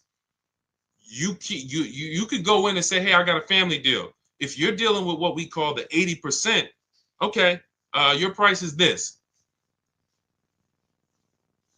It's a lot. And your price is this. We ain't gonna tell you about the $2,000 rebates we got. Your price is this. We're not gonna tell you that in the lease though, because you're leasing. We're marking up this interest rate. You can't see that. So the only way to reveal what the truth is to sit at home and make these people bid and submit offers to you so you can look at them while you're in control. You're in control. Nobody's pressuring you, sitting in your living room, sitting in your house, and you're reviewing offers in your emails. And now you're seeing, oh, wow, this person was lying to me. And sometimes they're not lying when they say that's our best offer. That's just that dealer's best offer. They're not going to go any lower than that. A lot of dealers, we call them the 80%. I'm not going to go lower than a certain amount. I make $5,000 minimum every car I sell. And if I can't sell it for $5,000, I'd rather sell it to someone else who will buy it. We got people walking in paying this. So why would I do the deal with you when I could just let another person come in who doesn't know how to shop and I'll just charge them that money? That's the 80%. But the 20% is who we reveal through our competitive offers, through searching the market the way we do from home. And that's how we make sure that we always pay the least amount in the market. All competitive offers, peace of mind, easy, simple. It's a breeze. When you see the people who use our stuff, it's like it's a different world. We don't have the anxiety you have. We don't have the buyer's remorse you have. We don't feel out of control like you have. We don't feel like, oh man, this is the second most expensive purchase of my life and I'm dreading it and hating it. Can't wait to get it over. We don't have those things. And that's where we want you to be. Okay? So Chucks, multiple offers, family member or not. I would tell friends. People know me. People said, Deshaun, I know you got this used. I remember a good friend of mine, he was buying a Mercedes truck. And I work for Mercedes. He said, D, I'm going to give you I'm going to call you first. He said, but it's this other truck in PA. They're saying it's their last, it was whatever the year was. It's like the last 2019 or something at the time. And man, he said, they're taking off like 18 grand from me. And I had another truck up here, but my dealer wasn't taking off 18 grand. I said, you need to get that truck. I'm not going to tell him, hey, come on in here, man, pay me more because I'm your friend. No, you're doing what I would do. Yeah, I got a friend that works for the brand, but I'm also shopping the market. And if my friend can make me the best offer, great. If not, no harm, no foul. I'll see you in a couple years for the next deal. But we don't have friends. You got to earn it. You got to win the bid. Planning to keep the car. Good, Chucks. Doesn't matter if you're keeping it 10 years. You still need to get a below market price because if you pay 5-10 grand over what you could have paid, stretch that out over 10 years, that's how much money's coming out of your family's bank account for, it not knowing how to do this. Okay? This isn't hard to do. What's hard is to unlearn the program. That's what's hard. I got to unlearn what I've been taught. Oh, I need a car. Let me go to the dealer. That's a program.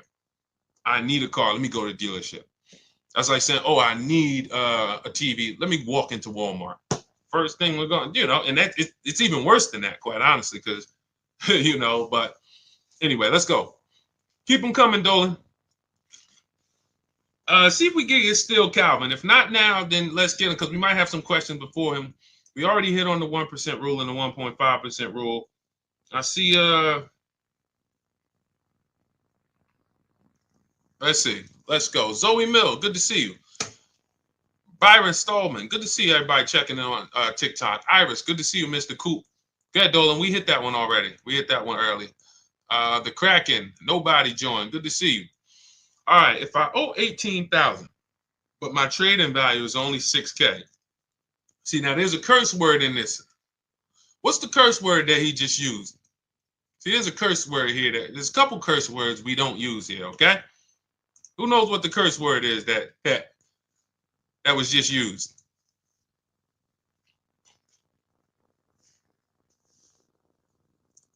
Nope, not but. It's the T word. Trade. Trade. We don't trade. Now, if you have now let me explain why we don't trade. Okay? You don't get what anything is worth trading. If I haven't, let's just say I have a this phone. Am I going to get more money trading this or actually putting it on the open market and getting offers for it? Open market or trade? O or P? I go trade this phone. Do I get more money on the open market or on trade? I see you, Big Step. Yep, Dimitri, I see you. Yep. Okay? It's no different. It's no different. I see you, Alonzo Wiggins. Good to see everybody. I love the engagement. I love that people, y'all up on the keyboard, you're engaged. We got probably another 10 minutes. Told you, we like to do an hour hitting hard, a lot of financial literacy, tapping for an hour, and then we move on. That's everything. Hold on. My alarm just went off on here. Thank you. Thanks, Dimitri. All right, I want to make sure I didn't get kicked. All right, so perfect. So that's why we don't trade. It's the same premise. You have buyers who want to pay money for your car. Carvana, Driveway. Kelly, this is step 2 in our process. First thing we do is answer the first question. Most important question is what we call it. How many years are you going to keep the car? If it's more than 8, we're purchasing. We're shopping for a below market purchase. If it's less than 8, we're shopping for a below market lease. Then we move to step 2 in the process, which is what we call the equity assessment. This is where we look at the car that we have that we are replacing, and we determine our equity position in the vehicle. How do we do that? We call our bank if there's a loan on it. We get our payoff. That's what you do. All of you who are like, Deshaun, I'm going to be shopping soon, or I'm shopping now. I thought I was going to wait to tell a deal about this later. No, we don't do this later. Because when you do this later, you're setting yourself up to trade. You're setting yourself up to get lowball offers on your trade and lose probably $2,000, $3,000 from what you could have gotten. We handle the equity assessment early, step 2. So we call our bank, get your payoff, find out what it's worth. Then we're going to go to these 6 buyers, 6 cash buyers, 6. Carvana, Kelly's Blue Book instant cash offer. Not kellysbluebook.com. Instant cash offer. AutoNation, they're going to give you an offer. Car Gurus, they're going to patch you in with a dealer to get an offer. CarMax and Driveway. 6 offers. 6. You know now what the true market value is when you actually let 6 people who buy cars every day, who compete against each other, make you a cash offer. Comes right to your email. Okay, boom. I see the highest offers from Driveway. Now we look at what is our equity position. Do we have equity? Is the offer more than we owe? Perfect. If the offer is not more than we owe, now we have negative equity on a purchase, not a lease. There's a different equity assessment for a lease. God, there's so much we could go into. These are for different people, though. See, that's the thing. That's why the system's not overwhelming, because some of you are like, Deshaun, I got a lease. I didn't even know I could do an equity assessment and see if I can make some money on it. Yes, you can. But it's a different equity assessment process. So now you look and say, all right, it looks like based on what you're saying and your trading value is only 6, it looks like you're going to have some negative equity no matter what. But you need to get the offers to find out what the true value is, because maybe you're being lowballed. Maybe you're being lowballed and they're saying, oh, your car's only worth 6. So if you owe 18, how can I get into something else without 10 grand down? So what I would be doing is I would be rolling that negative equity over and shopping for a lease to bury the negative equity. First question you want to ask, how many years you're going to keep the car? Doesn't look like you keep cars a long time. One, because you already have a car that you're planning on getting out of that you have a loan on. So that's usually the diagnosis of a person who does not keep cars. It's not like you're saying, Deshaun, I have a car, it's paid off, I want to get out of it. You're saying, Deshaun, I have a car, has a loan on it, I still owe a ton of money and I want to get out of it. That's typically a prescription for the people who should be leasing. If every single transaction you do, you always have negative equity, that's a prescription for a person who should be leasing. If I was, that's financial cancer, okay? Because every single time you buy and replace these cars, not only are you not driving the vehicles you could be driving for the money you're paying, if I looked at what your payment is and showed you some of the people throughout that listen to us, 585, $50,000 vehicle she's driving. My dad just got a Hyundai Palisade, new Palisade, $49,000 truck. He's paying $499 and he $475. He put $3,000 down, but with no money down, he was at like $575. Beautiful deal. Beautiful deal. $575, $50,000 vehicle, no money down. So when we look and say, all right, wait, I'm paying $5, but I'm driving this. Now we start to see. So not only are you not driving what you could be driving, you're also overpaying for it, and now you're underwater. So the prescription is, I will be telling you, you're losing a ton of money. Here's your prescription. Learn to lease. Get a below market lease. That'll solve these problems. Get a below market lease. Stop buying these cars. That would be your prescription as a financial doctor. So now what you should be doing is moving that to a below market lease that you can, and preferably you can find one of these electric vehicles that you can lease for, shop the offers and get, some people are, my goodness. There's one deal I haven't even brought it in yet, but I gotta find it. It's in our group. This guy got so much money off this car. It's like over 50 grand. His payment was in the threes. In the threes. I couldn't believe it. But you had all the money the dealer took off that won the bid. This is what he didn't just walk in. He stayed at home, got his bids, and the dealer that won the bid took off all this money plus the rebates. And it was like, whoa, $3-something a month for a $50-something thousand car? This is crazy. So that would be a perfect time to roll that negative equity over, throw it on top. Now your payment's going to be probably 5, 6, whatever, but you're driving something that is worth that money versus what you're driving now. So these electric, some of you who are buried in these vehicles you're in, you do this equity assessment, you're going to find out. West 156, welcome. I see you. Welcome to the community. New follow. I see you. And shout out to the people who liking. I'm not missing y'all. I'm going to take some time at the end and shout out to people who've been liking the broadcast. I see y'all. I see you, Anthony Padilla. I see you, Kyle Woods, Melissa. I see you. Anyway, so that's what I would be doing. I would literally be shopping for an electric vehicle to moving my negative equity over to that, getting a big discount, low price. Once I find my best offer, I'm moving that negative equity over, and then I'm going to drive that for 3 years, and that's going to be it. And God forbid the vehicle gets totaled, you're okay, it's over.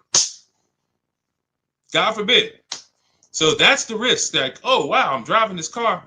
God forbid I have an accident. If it's totaled, I'm out of it. Because leases, when we shop for leases, we always have gap insurance. Most leases include gap insurance, but we have a template that when we get our offers, we always tell them include gap insurance. So anyway, that's the plan that I will be rolling out. That's a great plan for all of you who are buried 10, 15, 20 grand in your vehicles. That's a great plan. Woo! Okay, now everything that I'm teaching is out of my digital book. There's nothing we've talked about in this broadcast that is not in Cars from Home, 7 Steps to Saving Time, Money, and Avoiding Dealerships. So you can get the entire blueprint. That's below market leases, purchases, negative equity, bad credits in there, high mileage driving strategies in there. 7 steps. No matter who you are, the plan is 7 steps. So you can get a copy. It's normally $97. It's 5-star rated. You can Google it. You can see on Goodreads. Thank you to everyone who's reviewed the book, rated it. But you can get a copy for 75% off as part of our welcome offer. That is, it's only for 30 minutes. You'll get it for $24 if you get to my TikTok bio, Instagram bio, the YouTube comments, or the Facebook comments. Click that link. That'll activate your 75% off. That is the ultimate do-it-yourself blueprint. Everything's in there, 7 steps. Now, for those of you who want to be a part of the community, you have a different learning style. You prefer, Deshaun, instead of reading, break this down into short videos, 3 to 5 minute videos with action steps. That's our done with you. And you have our, this includes our private Facebook group where you can ask questions, not just from me, but to 1,600 people that came before you in the last 3 years. Who, you see Sheree earlier has gotten 4 cars using this system, 2 used cars, 2 leases. So we have a community of people who have learned and mastered the Cars from Home system, and you will too. And then we do coaching calls twice a month. So if you have questions, you could jump on with me personally. So those of you who want to see if you qualify for that, click those same links in my TikTok bio, Instagram bio, Facebook comments, or YouTube comments, but you're going to click shop with you, see if you qualify for that. Okay, but either way, get in where you fit in. All right. Ooh, we got a lot more left over. Man, I see we never could get to all the questions. I see we're right around the hour mark. You know what? Let's wrap there. We did a lot. This was good. A lot of questions, a lot of engagements. I see you, Chuck. I see you, Sarah Wells, Big D12, D122, Donald Howell. Do you have still Calvin, my man on Instagram? I wanted to just hit you. He said, do you have anything for people who already bought a car and want to refinance? I mean, you can do this online. Type in, refinance car loan online, get multiple offers, your credit union, banks. It's not even just a matter about waiting for your credit to improve. Sometimes you didn't get the best offer you could have gotten when you got the car. So yes, sometimes it is, hey, I got the same credit, but there's been people who left the dealership at 8%.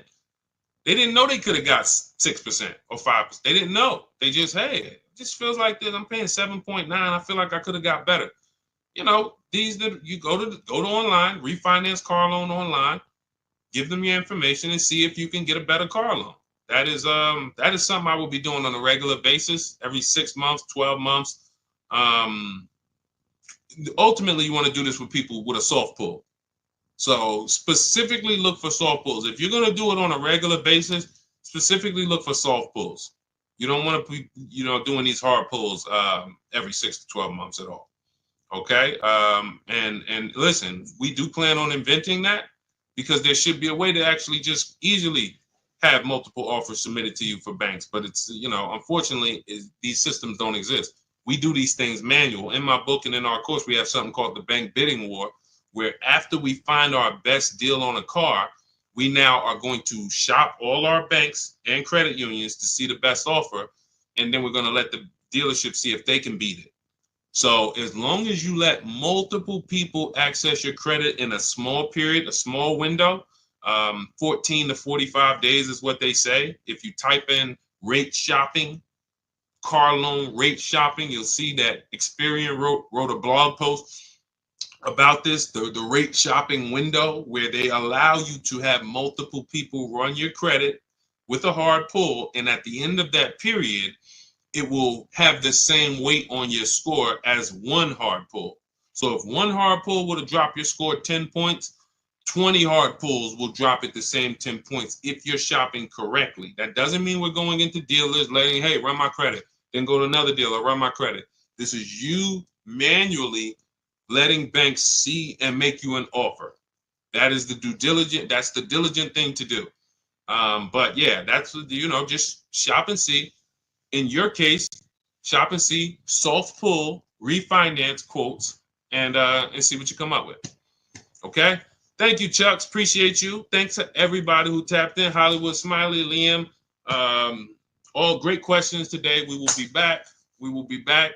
For everybody who got the book, enjoy it, use it.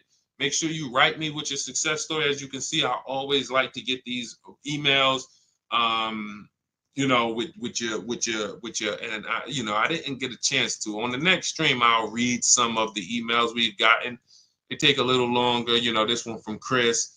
A lot of you have sent me emails. Don't think I haven't got them. Jessica, I gotta, we try to flow and get in, once we get into a flow, we don't always get a chance to read all the stuff. So anyway, Dimitri, I'm glad you just got your book. Enjoy it, use it, and keep unlearning. Forget every single thing you've learned about the car buying process. Trust our process. That's what I say. When you get started with us, you come into Cars from Home, it's oil and water. The systems don't mix. So you leave everything at the door. I've accounted for every part of the car shopping process, even when you're going through the steps and you're like, wait, he hasn't talked about this yet. That's because it's by design. Oh, he talks about this at day 5. When you get to step 5, you'll be like, oh, okay, this is where it's hit. I'm used to planning that here. See, there's a reason. There's a specific order everything is in order for a reason. So trust our process, leave all the things you learned and the car dealers programmed you to do at the door, and your success is guaranteed. All right. God bless you. I'll see you soon.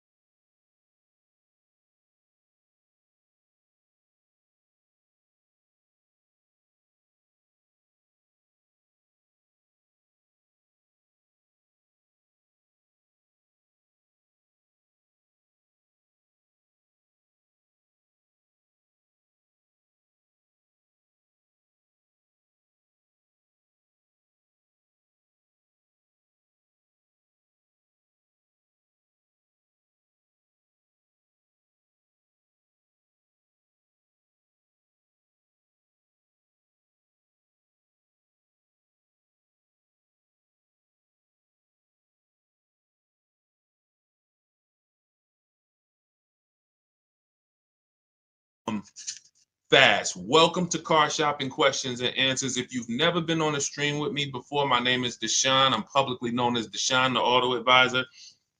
Everyone, if you are new here, type a number 1. What's up, Mr. Randy? What's up, Andrew? What's up, Dana?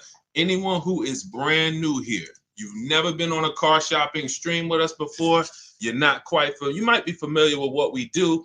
Type a 1 in the chat. I want to give you guys a welcome. All the new people. What's up, D? What's up, D? Miss BNN. What's going on, RCH? What's going on, Sweet Rescuer? Let me jump on Instagram. We are live on Instagram, YouTube, TikTok, and Facebook. Let me jump over to Instagram so I can make sure that I am seeing my people over here. What's up, Miss BNN? Welcome, new people. MDC, I see you. GTO. Is that the GTO Pontiac? Are you a car guy? Let me know. What you got GTO in your name? Everybody who is new, type of number 1. Jingle, welcome. Daniel, welcome. Scott Biggs, welcome. Anthony Byron, welcome. Welcome. Let's go. I like to know the new people. Now, if you've been here before, I want you to type welcome.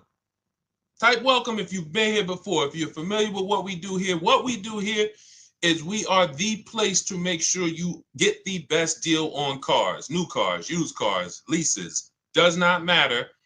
That is what we do here. Welcome. So when you guys see the welcome from the people, that's the regulars. These are the people who tap in. What's up? Good to see you, Epic. Good to see you, Kenneth Newby. Good to see you, Mr. GG. When you see the welcome, this is our community welcoming you here. What we do here is very unique. If you tap in, we'll be on for about an hour. You can get your questions answered about car shopping. I spent 14 years in the car business, working for Mercedes-Benz, General Motors. I ran a brokerage for 4 years. And now what I do is educate you guys, give you the tools, the strategies, the step-by-steps to make sure you are never overpaying for cars. You need to be getting the best deal in the market, and that is going to be $5,000, $10,000, $15,000 less than the average people are paying, depending on what car you're getting. So Start typing your questions. And as you get the questions, I have Dolan, our man, moderating in the background. He's going to be bringing your questions onto the chat. Doesn't matter whether you're on Facebook, whether you're on YouTube, Instagram, or TikTok. Type your questions and we'll bring them all onto the show. Okay. We have 2 things that we give you for the step-by-steps. Depends on if you're a do-it-yourself person. Everything we'll be talking about and everything you'll need to pay less than everyone else for cars is inside my new digital book. It's called Cars from Home, 7 Steps to Saving Time, Money, and Avoiding Dealerships. Now, that book's normally $97. It's a digital book, but it's part of our welcome offer. You can get your copy for 75% off.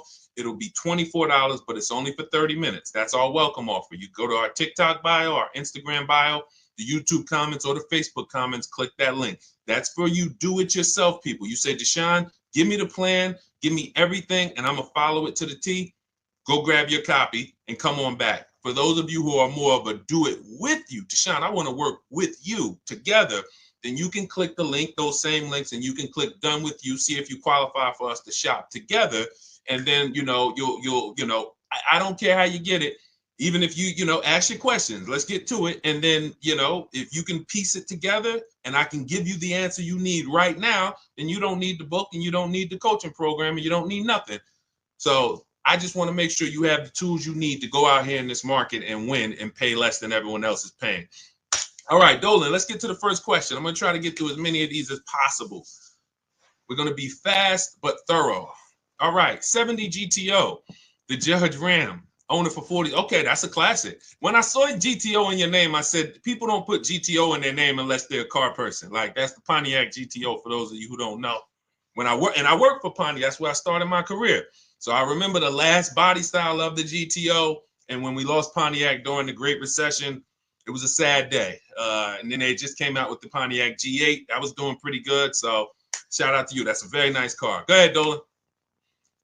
Let's go. Everybody ask your questions. We're going to go. I'm going to do rapid fire Q&A today. Let's go. It's 2025. It's money on the table. Let's get to it. Why is it so hard to get a dealership to give you a cash discount? You're talking to the wrong dealerships. You got to understand something. 8 out of 10 dealerships are going to lie to you.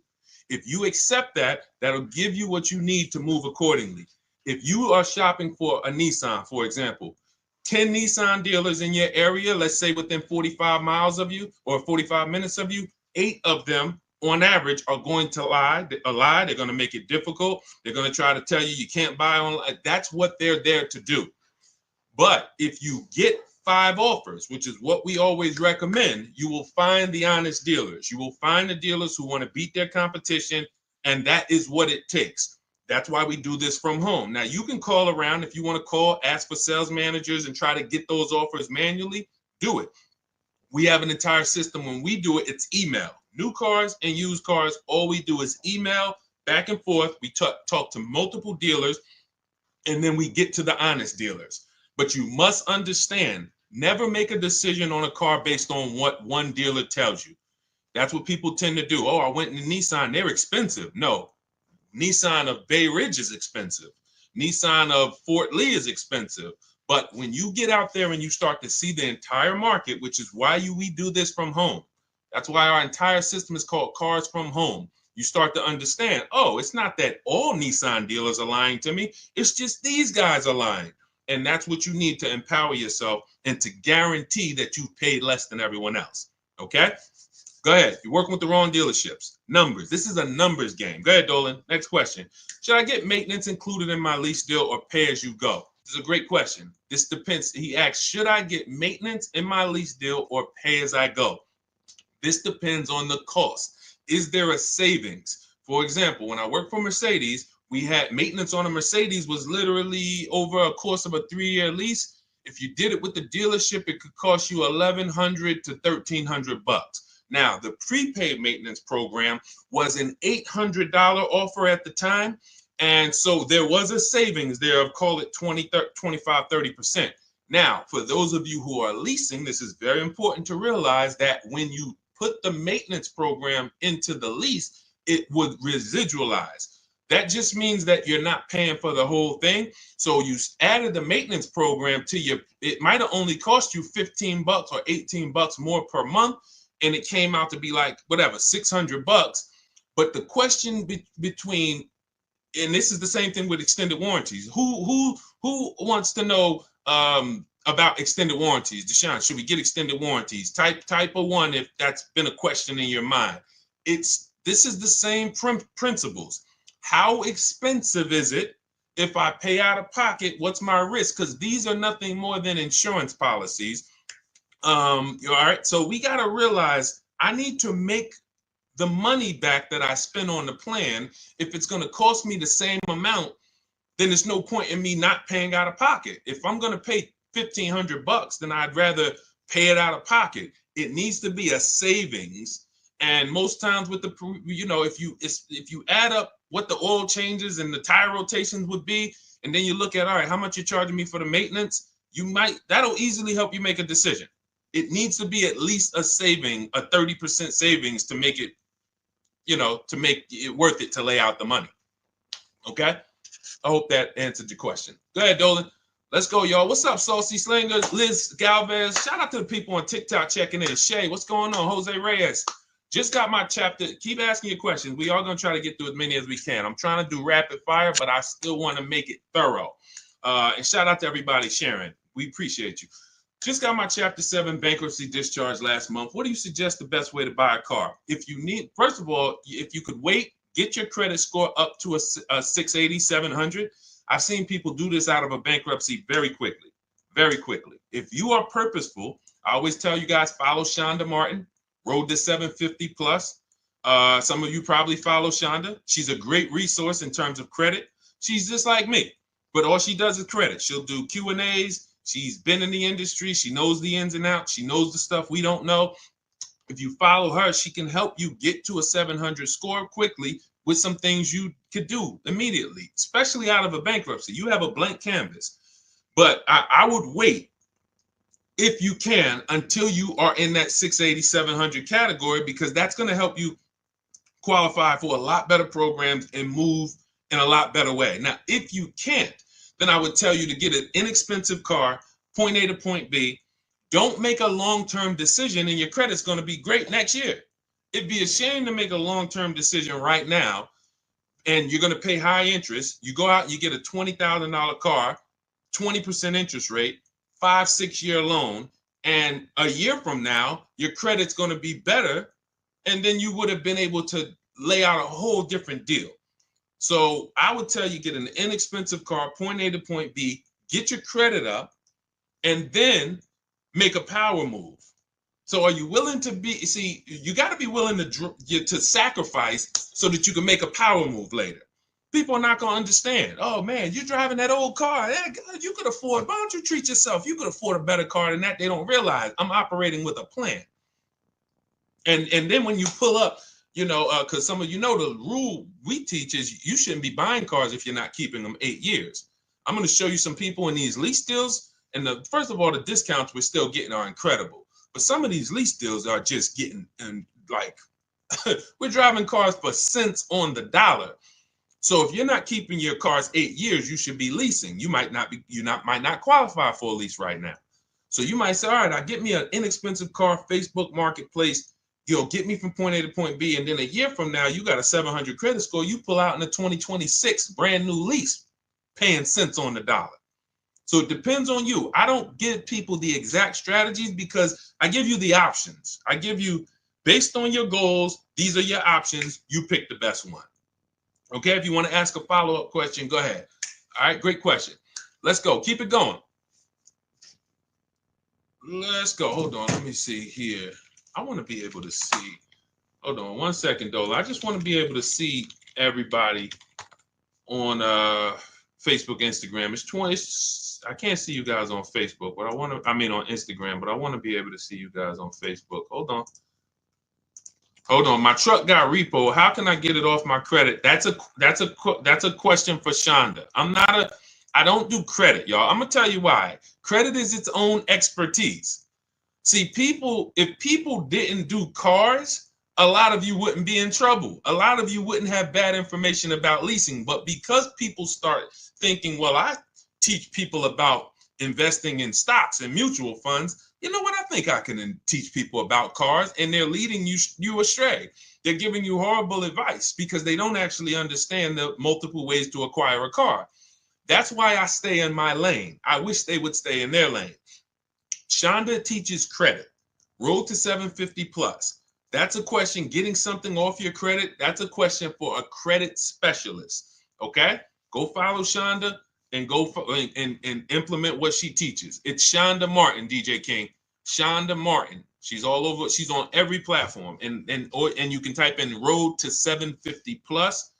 I'm sure there's some people on here that could co-sign how great Shonda is as a resource. Okay, go ahead, Dolan. Shoot the next one up.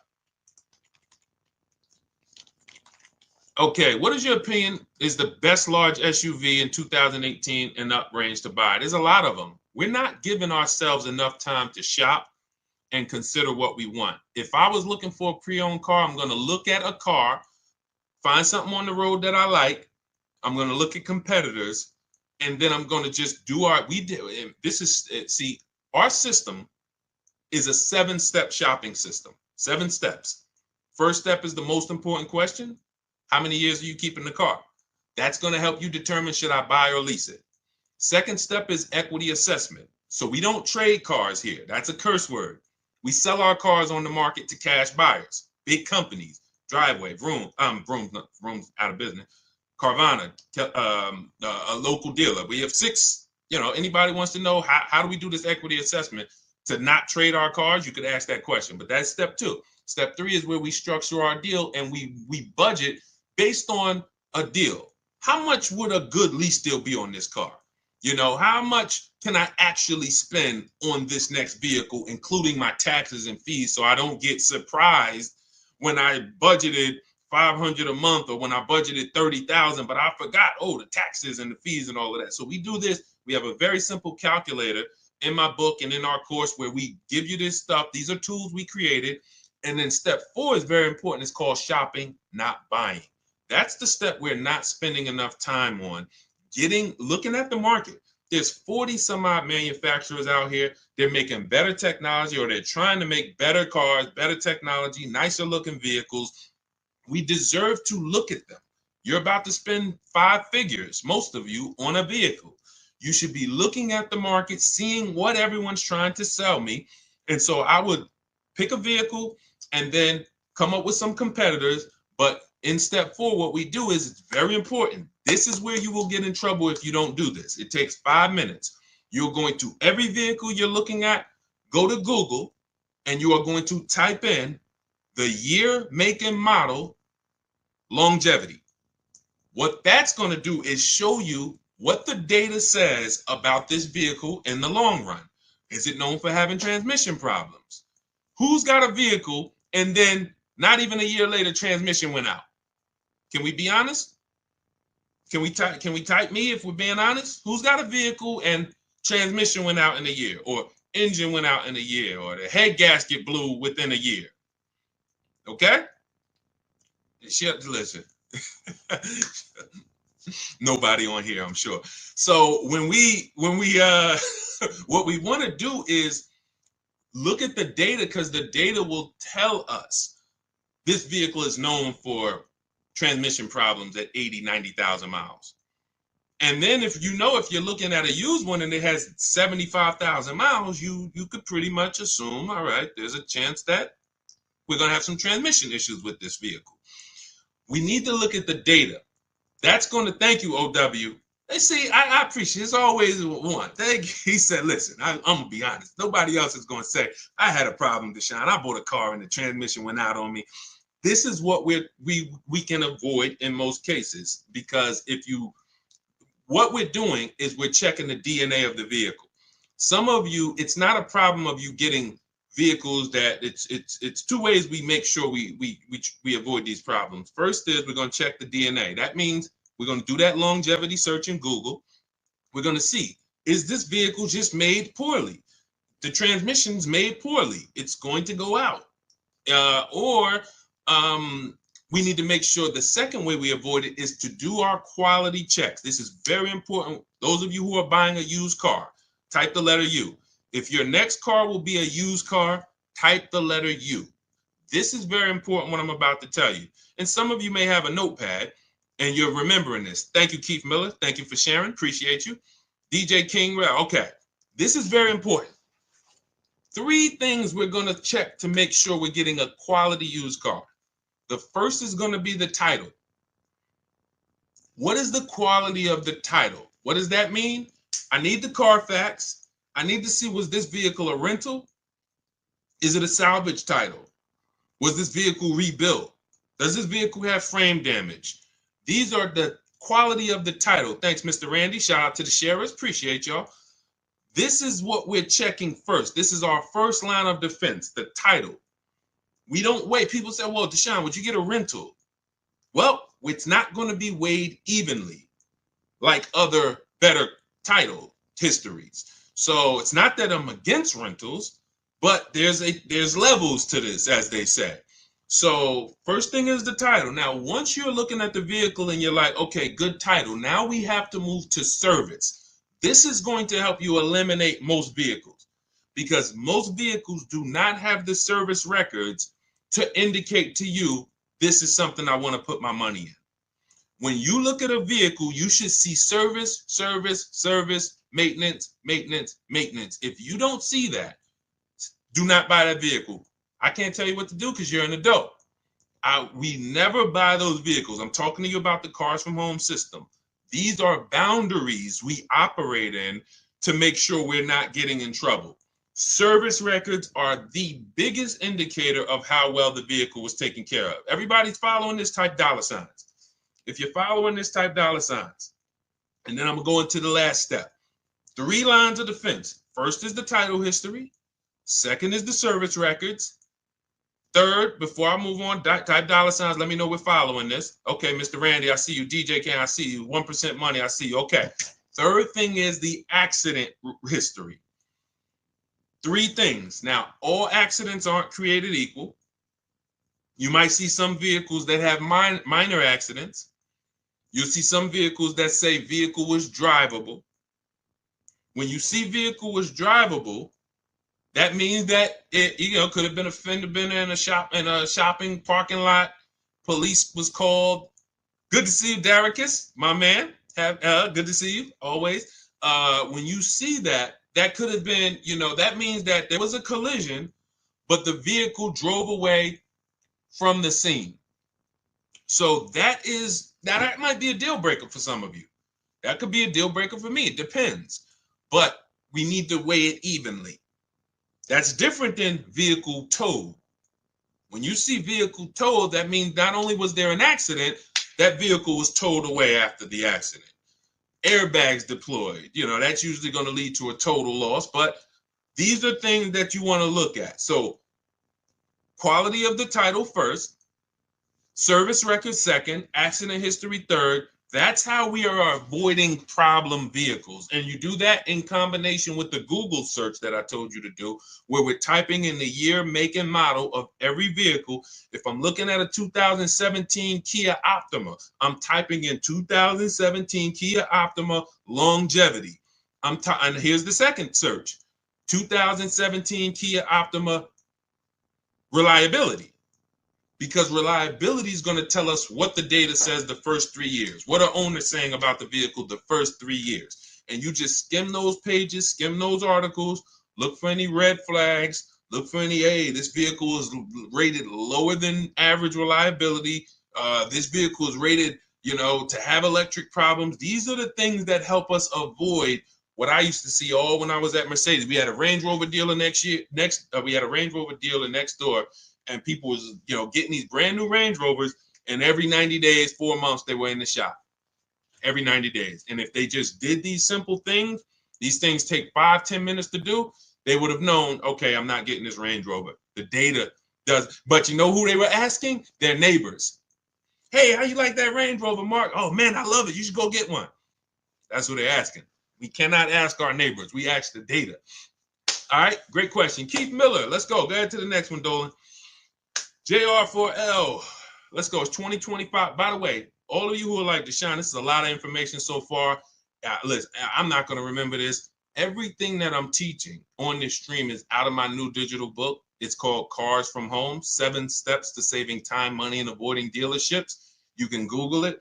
It's 5-star rated. Thank you to everyone who's taken the time to rate it and send me your stories. That's the entire blueprint for how we get below market deals, leases, new cars, used cars, and we have a welcome offer. It's normally $97, but as part of our welcome offer, you can get your book for 75% off. That'll be $24.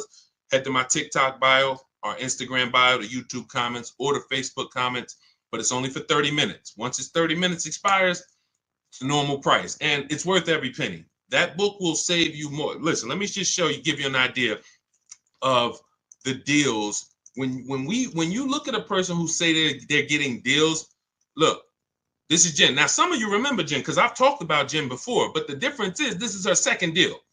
So once you learn this system of how to shop from home and be empowered, it just gets easier and easier and easier. So this is Jen's second deal. Look, she said, I graduated again. This time she got a used vehicle, 2021 Kia Forte. Original MSRP was $24,485. She got it for $17 out the door. So she probably ended up paying like $15 for it because $17 was out the door with taxes and everything. She's grateful for this program. Helped me navigate another deal. Start to finish on this deal was 3 days. Thank you, Jen. This is the empowerment I want for you.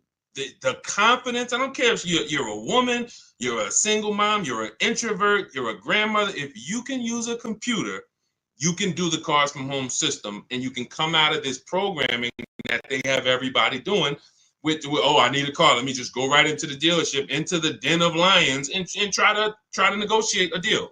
That's just not. You're not going to get a below market deal that way, and you're not going to have an empowered process. What do I mean by that? A guarantee that you got the best deal in the market. So that's what Cars from Home will teach you. For those of you who are like Deshaun, I'm more of a do it with you. The way we could do this together. That's our Cars from Home Done With You program. You can click the link in our bios and in the comments, see if you qualify for that.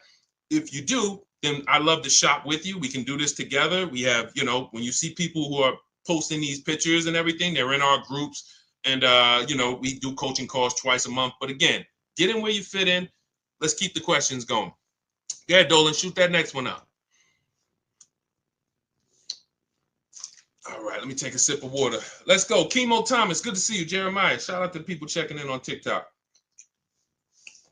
We are live on Facebook, Instagram, YouTube, and TikTok. So, but I can see people on TikTok. I got to get away. Dolan, we got to figure this out. I need to be able to see the people on Facebook and Instagram. I want to be shouting them out too. We use another device on TikTok. That's why I can see everybody. Clinton Harmon. I can see Armando. I can see Chemo. I can see Bo. Don't think I wouldn't be shouting y'all out too. Now, if you ask a question, then of course Dolan will bring you up and you get your questions answered. What do you think about an aftermarket warranty at CarMax versus the manufacturer? So an aftermarket warranty. The person asked, what do we think about aftermarket warranties on CarMax versus the manufacturer? So CarMax, when you hear any dealer say we have a warranty, it is limited. Be it CarMax, AutoNation, what that is giving you is if you deal with us, we can support the warranty. As long as there is a dealership that we own or a location we own nearby, you're good. It's not like you have a Honda, your warranty is good anywhere in the USA. You could be in California, Oklahoma, Florida. Find the Honda dealer, you're covered because Honda USA is covering it. So we got to weigh those two things differently. If we're buying locally or we're buying from somewhere where we know there's some of these places, let's say CarMax says, okay, we'll give you the CarMax warranty for $1,500 and that'll cover such and such. First things first, here's the biggest thing. Write this down. Find out what's covered. That's the big thing. You know what the next big thing is? What's not covered. Because who's had an example? And listen, we're an honest community here. The people who look, it might sound like Dag, man, it seemed like when I get on this stream, Deshaun, I'm like, I'm doing everything wrong. Yes, that's true.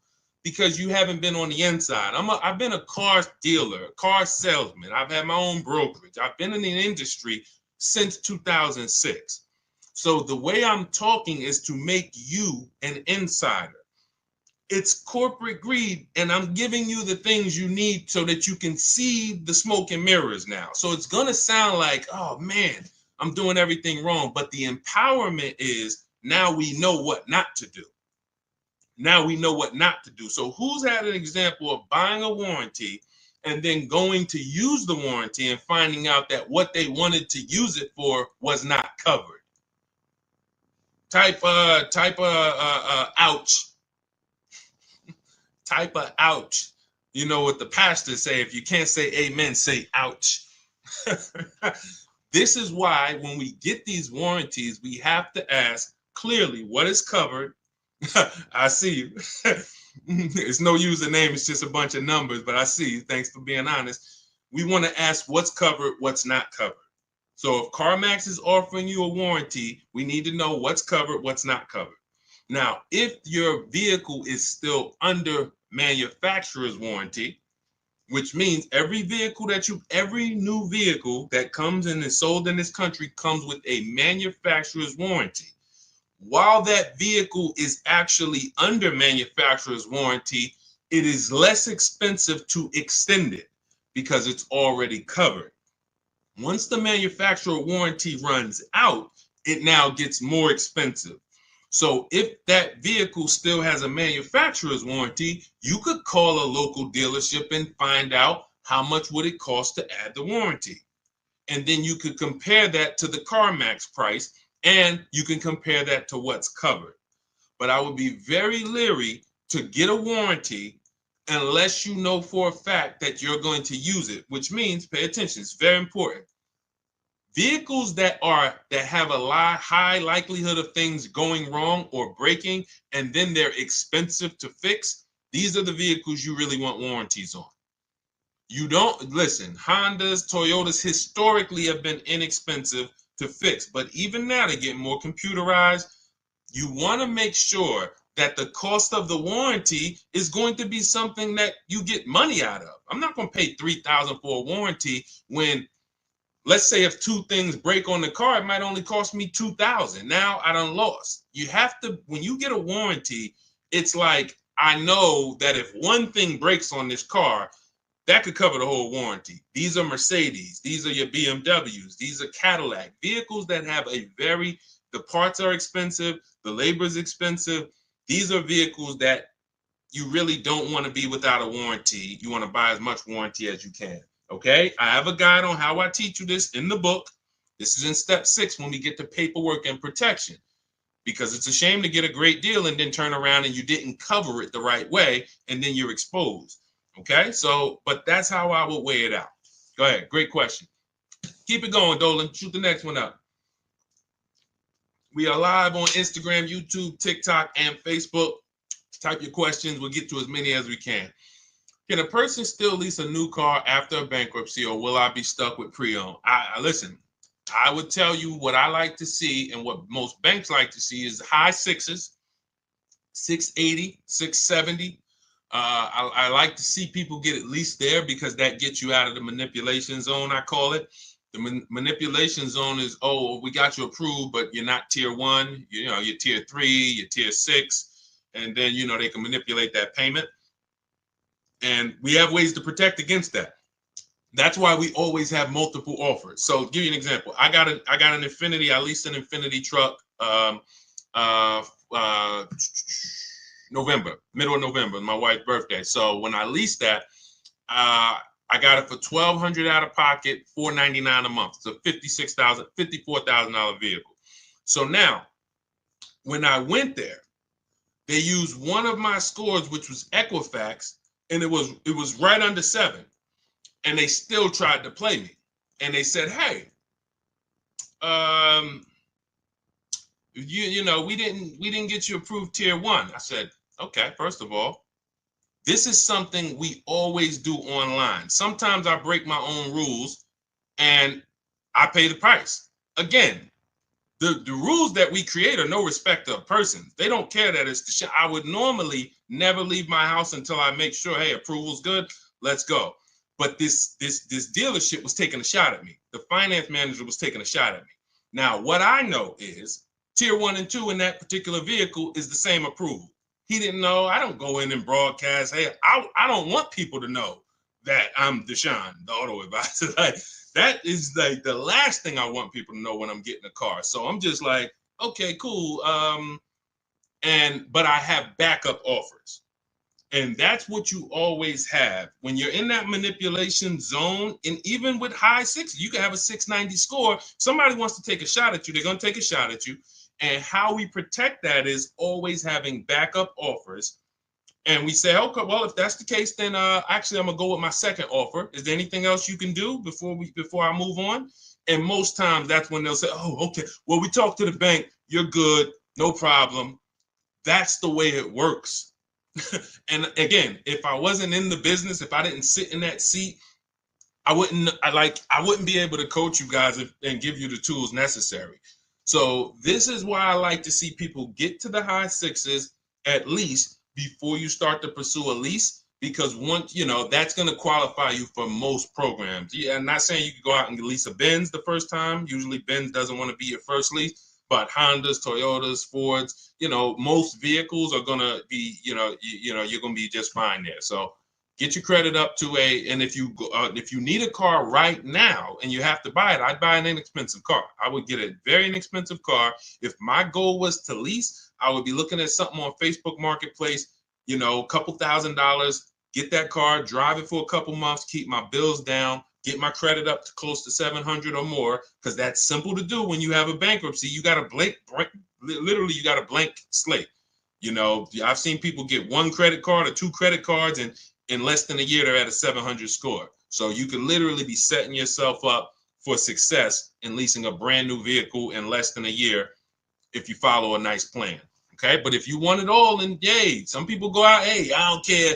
Credit score is, 0. I just came out the bankruptcy. Let me go get this Dodge Charger. I want the Hemi. I want the Hellcat. And someone will put you in the car. So it's not that, oh, Deshaun, you told me I couldn't get a car. No, I'd never tell you that. Someone will put you in a car.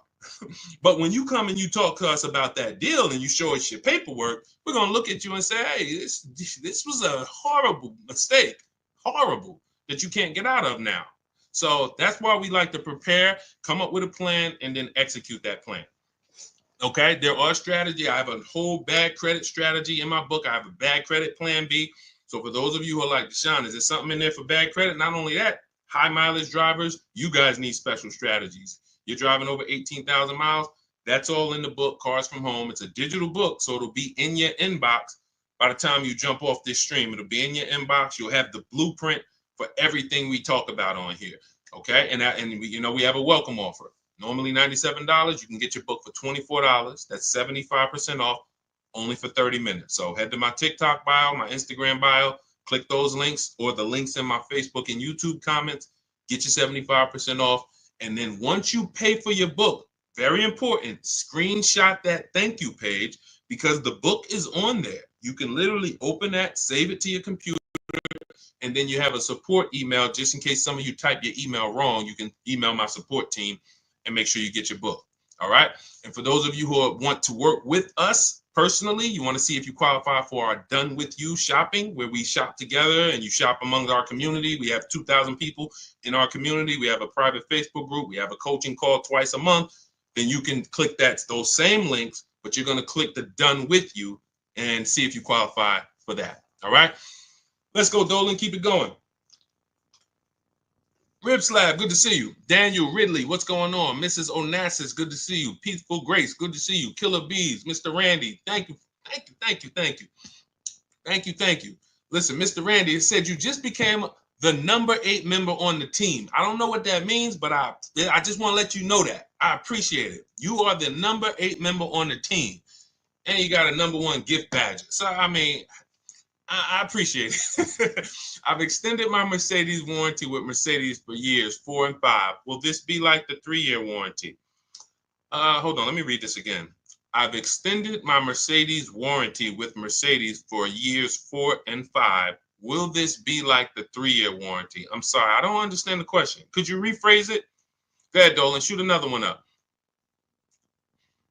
All right, can you name good non-expensive cars to get? There's just too many. Come up with a budget, and then, there's just too many cars for me to start naming inexpensive. You got to realize something. Let's all right, here's what I give you. Let's look at what you pay for in a car. This is what's very important, all right? These are the 5 areas you pay for in a car. The more you stack these things, the more expensive your car is going to be. First thing is size. Size.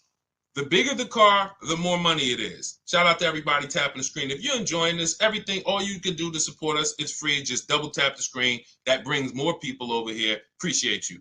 Listen, first thing is size. Never get a vehicle that is smaller than you need. This is very important. Not you want. I remember when I was at Mercedes, this story sticks out. Girl comes in, she had kids, and she needed a big truck, 3 rows. And then we ran the numbers on the big 3-row Mercedes, and she couldn't afford it. And then she said, well, what about the 2-row? And I said, wait, don't you need the 3-row with the kids? You said you needed all the room. She's like, yeah, I do. So if we would have gotten her in a 2-row vehicle, which some other people would, they would have never asked her, reminded her about her needs, and now she's driving around in a 2-row Mercedes vehicle that is too small, and she's going to eventually get out of it and lose a ton of money. So size, you don't compromise on. Next is amenities.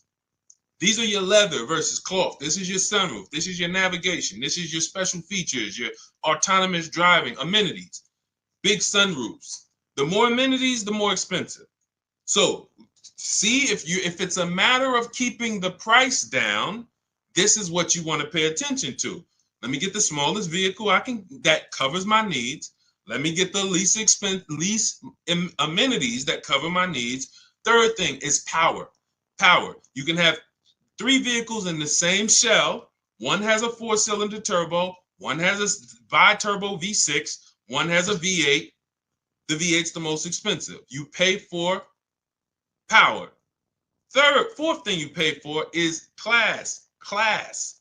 You can have vehicles that same size, same amenities, same power, but to go from Chevy to Acura, different class. To go from Acura to Mercedes, different class.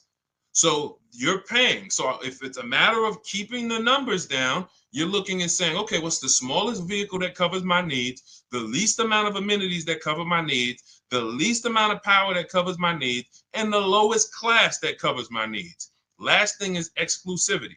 That's where you can have a very small vehicle with no amenities, but no one has it. It's very exclusive, limited production. It's going to be a ton of money.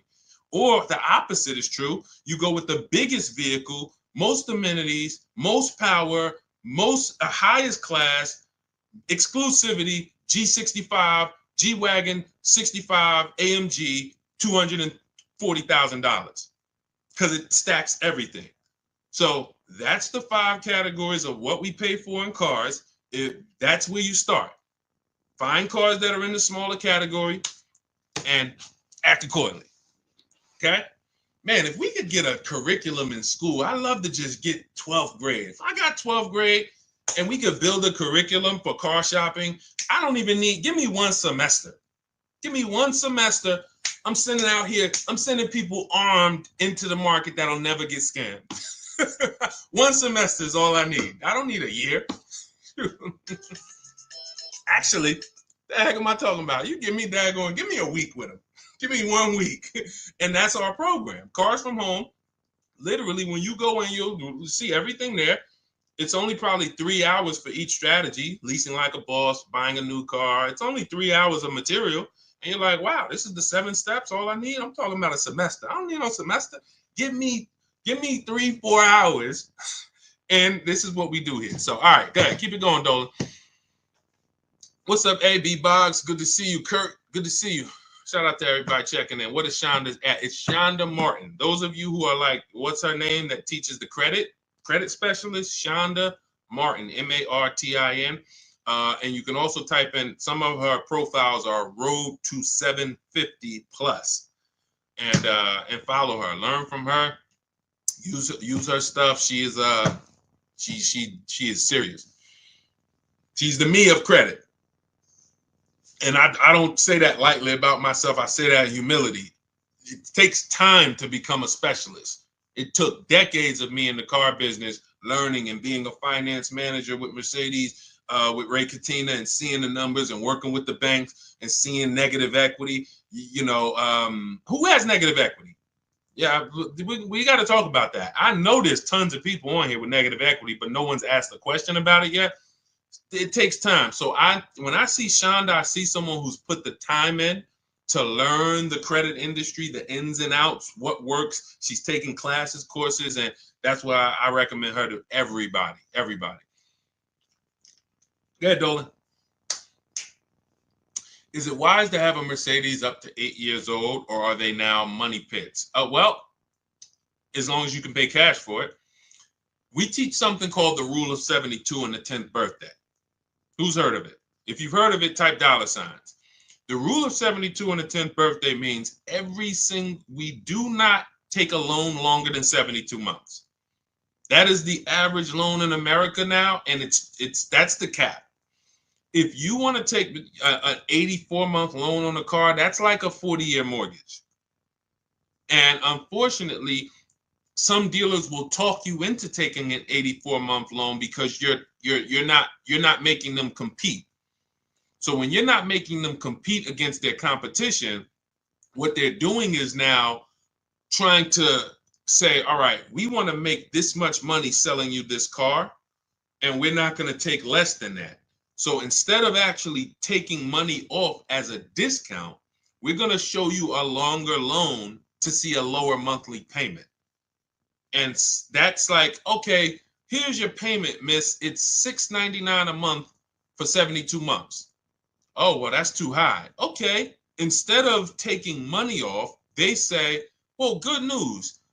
If you take 84 months, your payment is now $525 a month. Oh, okay, I'll do that. You lost because they just stretched out your loan. You're going to pay more interest, and you're paying too long for a vehicle. And so that's the 72-month part. The other part is we don't take a loan. We don't want a car being paid on past its 10th birthday. When I was at Mercedes, I'd see people come out the service department, tears, not actually crying, but you could see that they were close to crying. I remember one guy, he had a blue ML, it was a GLE, might have been an ML. And he said the ML, the GLE used to be the ML. And he said, man, I just did brakes and tires on the truck. I did my service. And they were telling me if something broken on the truck that I need to fix. So the tires and brakes alone was like, I want to say like $3 to $4 grand, if I remember. Then the service itself was probably another 500. And then what they were telling him he needed to fix was like 2,000. Now, some of you might say, well, that's horrible. That's like $6,000 on a vehicle. If it's paid off, then that's okay, because I'm just going to put the money in, service the vehicle, and keep it for another 2, 3, 4 years. But if you have a payment, this is what I call the 4 expenses. Payment, insurance, gas, maintenance. I didn't used to add gas. Now we add gas. Depends on where the gas prices is, gas goes in there. Because literally for some of these vehicles, gas is $200-300 a month. So, but when something breaks, that is what had people coming out in tears, because I remember we would be in here and you just hear boom. We're in the showroom, boom. And at first I didn't know what it was. But then, Reggie, you know what I'm talking about. I didn't know what it was, but the more I worked in the dealerships, we got to know what it was. That's an auto ride or air ride suspension going out. You ever see a vehicle and it's like on the ground, or it's leaning like this, that's the air ride suspension. Boom, goes out. That's $5,000. That's $5,000. So people will come out in tears because they're like, yo, I just made my car payment and I got my insurance. See, you have to be ready for an import car or a luxury car. And a luxury car is for people who have big money. If you have the money, that means you can pay off the vehicle, which means when something goes wrong, all right, I got the cash. All I need to make sure I do is get a quality car that has a great service history and I pay a great price for it, but I can afford it. The people who are on the borderline, not able to afford these cars, you're taking loans that are too long. And when something breaks on these cars, you still have a car payment. And that's where you usually let the car go. Because now you have a car you're paying on every month you can't even drive it. This is what we call the repo recipe. Okay. So that's the philosophy on, shout out to everybody. I see you smoking with Matrix. Thank you so much. That's the philosophy on the boundaries. See, my job, besides giving you guys the strategies to pay the best prices on cars, is we have to have boundaries with the second most expensive purchase of our life, just like we have boundaries when we go buy a house. Does that make sense? Type $ if that makes perfect sense to some of you. There needs to be boundaries, things we don't cross. You know, if we don't have boundaries with houses, we say, hey, how much is that house? $600,000. Oh man, I can't afford that. Man, but hey, if you take a 50-year mortgage, here's the payment. Oh man, that's affordable. Okay, all right, let's do that. If you don't have boundaries, how many of you know you're going to take the 50-year mortgage? But most of us know we don't take a loan or a mortgage longer than 30. Because the car market hasn't been regulated, we have to create those boundaries for ourselves. And we make sure we don't cross them, or at least if we cross them, we need to know we're crossing them. Okay. I see you, Gabriel. I see you, Reggie. I see you, Mr. Randy. Shout out to the tapped in people. All right, go ahead. Let's keep it going. We got a couple more minutes. Let's go. For those of you who are like Deshaun, I want everything you teach in one spot. That's my new digital book. It's called Cars from Home, 7 Steps to Saving Time, Money, and Avoiding Dealerships. It's 5-star rated. You can Google it. And we are about results. That is a 7-step system to below market used car deals, below market leases, below market new car deals. And it's going to guide you every step of the way. The first step is the most important question. Step 7 is delivery. So by the time you get to step 7, you are setting up your delivery or your pickup of your vehicle. And that is what it is. We have a welcome offer. The book's normally $97 and it's worth every penny. But for those of you who want who you can get to my bio, we have a welcome offer of 75% off. That's $24 in my TikTok bio, my Instagram bio, the YouTube comments or the Facebook comments. Click that link, activate your 75% off, and your book will be in your inbox by the time you hop off the stream. All right. Also, for those of you who would rather work together, you see some of the people that we share here. And you see some of their stories. I got to read some of these. Before we get off, I got to read it because we got a bunch of new people that have sent me pictures, and we got, a bunch of people that got cars in the last, month. So we got to, we'll go over this. But these are the things that, for those of you who are like, hey, this private Facebook group, that's our done with you. You don't, that's our done with you. The book is for people who do it yourself. I have A to Z in there. Deshaun, give me the strategy. I will execute it. That is the book, Cars from Home. For those of you who want community and you want support, we do 2 coaching calls a month, and you want to be in our Facebook group where you could ask questions. You want to click those links and click Done With You. Shop with Deshaun. And you do have to see if you qualify for that. But if you qualify, then we'll be shopping together. All right? Go ahead, Dolan. All right, it's already up. Nobody's giving away autos like the internet says they are. I don't care. I'm not the internet. Look, these are deals. Look. 2025 Yukon, they dropped the pricing down to about 70. BMW sold it to Carvana. Hold on. Look, original MSRP. Wait, hold on. We already talked about Jen. This is a 1.1% lease on a Nissan Murano Platinum 585, $50,000 vehicle. That's tons of discounts. I know when I got my Infiniti when I got it in November, I got $8,000 off. We could go Milligan. Look, Milligan, $79,000 Mercedes EQE 350. Look, 2024, $79,000. Look at the discount, $20,300 off with all the rebates and the discounts. Unfortunately, you just don't know how to shop. And if you can see that, you shouldn't know how. You're the public. You are the public trying to do battle with an industry. I'm somebody who I'm in the industry. And people call me all around Jersey. People know me before anybody on the internet ever knew me. People in Jersey knew me. Call Deshaun, family members, friends. They still call me and say, "Hey, Deshaun, I know you're teaching and all of that. I know you got the book, but hey, you know you're the person I call."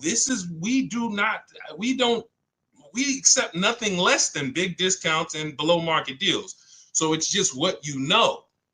If you had a leak in your bathroom, it might seem like, oh God, there's water everywhere.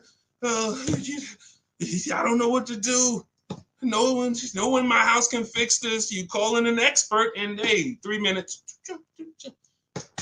Heck, man, how'd you fix that so quick?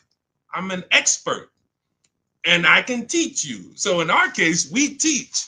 That's why I love sharing other people. Every one of you might probably say, Deshaun, obviously you can get great car deals. You've been in the car business. The reason why I show people like Milligan and people like Raphael, look, $46,000 vehicle, $549 a month lease. Probably got $8-10 grand off to get to that payment because they're you. They were just like you, watching me. Said, "Hey, this guy sounds like I could trust him. I'm gonna give this a shot." And they did the work. They learned the system. Look, India, 2024 Hyundai Elantra Limited, $29,000 vehicle, $365 a month, no money down. These are huge discounts to get to these payments. Whether you're buying or leasing, you cannot get to a great payment on a lease without big discounts. And why is it so easy? Because we employ competition. It's simple. You're used to negotiating with one dealer, maybe two. NADA told us that. NADA told us as car salesmen, these are the statistics, car salesmen, just so you know, your average customer is only going to shop 2 dealers. That's all they know how to shop. After that, they're going to get tired. They're going to make a decision. So we use that information accordingly. We shop 25 dealers from home. What? That sounds crazy. Everyone who you've seen who are getting a new car using our system has shopped 25 dealers from home. Why is it simple? Because I have the email scripts. It's copying and pasting. When we get used cars, we're always doing all our work on the marketplaces, and we're employing competition, and we're looking at the whole market and turning the whole market into one big competition for us. That's the difference. It's a whole different world. I love for you to come to this world. And that's what you hear. When you hear people say, "Oh, there's no deals out there," it's no deals for you. Unfortunately, it's no deals for you. But when you come to our world, it's a different world. Deals everywhere. Good. Good, Dolan. Next question. What's up, Leon Pollard? Good to see you. Kenzie Lee on the check-in. Kate V. Bond. Good to see you. Kate Von B. What's going on? Thank you for y'all running up the likes on TikTok. I appreciate y'all. If you spend time with us, every couple minutes, you just like, man, this is good. That was good. Tap that screen. Just do. Some of you just sit there for 30 seconds like, man, that was a good answer. Let me just tap this screen and run these likes up and bring some more people over here. All right, for a new EV, would you lease or buy? This is a very simple question, guys. We have a rule about leasing. It's called the 8-year rule. In my book, in everything I teach, you hear me talk about the most important question. This is it. How many years are you going to keep the next car? If it's not 8, definitely not, oh, I might keep it 8. It needs to be 8 or more. Then you purchase. Because the depreciation is going to eat you alive. It's going to eat you alive in the short term. You buy a car, and cash buyers, you know this better than anyone. Because you're not, unfortunately, payment buyers, They manipulate the payment and you don't really see what you're paying. Unless you're really savvy and you just ask for the price of the car and then you match the payments yourself to see. But most people, they're not. They go in, give me the $500 a month, we got a deal. That is a recipe for a big commission because these things can be manipulated. So in the short term of a purchase, the depreciation is going to ruin you. You buy a car for 40, you come back, it's worth it. Let's just take, since you asked the question about the electric vehicles, let's just take the example of what we've experienced in the last 6 months. The value of electric vehicles have fallen through the ground. It's literally people were buying electric vehicles for 60,000 and then in a couple, literally 2 years later, they were worth 30. Horrible depreciation. How could we have avoided this? Shopping for a below market lease. Shopping for a below market lease. Short term, I'm not going to worry about the depreciation because I'm going to shop my offers. I'm going to get the lowest price on the lease. We always get at least 5 offers. Our system teaches you how to do that. You need to get at least 5 offers, whether you do it my way or your way. If you want to call around, talk to enough dealerships, you could ask for the sales manager and try to cut through the BS and get 5 offers. You're going to see how different they are. You're going to see how different the offers are. And once you see how different the offers are, it's going to prove to you, this is why I need to be shopping multiple offers. So once you do that, you get your 5 offers and you'll see that's my lease deal. That's going to be my below market lease. If I'm purchasing though, I'm planning on keeping this vehicle for the long run, long haul, 8 or more years. And I'm not worried about depreciation. Who has a vehicle they've had for at least 8 years? Type me. Matter of fact, how many years have you had it? Let us know. Let us know. Let's get engaged, chat. Get engaged. C. Parker, hello. Hey, great car buying advice. Guess what? You can teach your info to older students in schools. Listen, I love to. Who has a car? Let us know how many years you've had the car outside. If you've had a car longer than 8 years, type the number of years that you've had that car. We're seeing people keep cars less and less. So, I mean, I don't even know if there's many people on here who've kept a car longer than 8 years. All right, I see one, user 608987. I can't see my Instagram, people. I'm sorry. Tomorrow I'm gonna have my device set up where I can see my Instagram. We bring your questions on, but okay, Paulie, I have a 2013 ES. Okay, this is the stuff where you don't have to worry about the depreciation. The longer you keep a car, the less you're concerned with the depreciation of it because you've gotten your money out of it. But when I was in the dealership, I can't tell you how many times, and some of you're guilty of this. I'm trying to get you out of this right now. I would be in the dealership, somebody walks by and they're like, hey, is that the brand new one? They're looking at something that's on the showroom. I'm like, yeah, that's the 2020, whatever. They're like, okay, soon as I got 3 more payments on this one. Soon as I make my last payment, I'll come see you for that one. That is 2 things wrong there. First of all, they thought they had to keep the car. They thought they had to pay the car off in order to get another car. If you thought that, you don't have to. They thought, oh, I got to have the title. You don't have to. So if you didn't know that, type of question mark. If you were taught, I thought I had to have the title, Deshaun, before I could replace the vehicle, type of question mark. If that's what you were taught, it doesn't. So that's the first thing wrong. The second thing, and the bigger thing, is you just paid an entire vehicle off, which is like a marathon. We call it. It's like a marathon. Hey, I'm gonna take a 5 or 6 year loan on this car, and then I'm gonna make these payments, and then I'm gonna pay it off, and I get my title. And then when I this is where you should be looking and saying, hey, now it's time to get my money's worth out of this car. Now it's time to make sure that I got a car outside. That thing is paid off. Hold on. I'm still trying to get on Instagram. That thing is paid off. And I'm gonna keep that thing in the driveway 3, 4, 5, 6 years. Maybe I'll pass it down to my kids or have it be a this or that. This is that time. But what's happening? We go and replace the vehicle. and we start a whole nother marathon. We start an entirely different marathon. That's what we're doing when we buy these cars that we are not keeping. We're not keeping them long enough to even pay them off, which means you always are going to have negative equity unless you're just making big down payments. So you're not even keeping them long enough to pay them off. Second, some of you are pay them off and then you go and you replace it again and get a whole nother vehicle. And then the third of you is, buying and doing it right, which is I'm paying my car off and I'm keeping this thing until the wheels fall off, or at least until I know I got my money out of this 8, 10, 12 years. So if you're not there, Deshaun, I'm nowhere near interested in keeping a car that long. You should be shopping for a below market lease.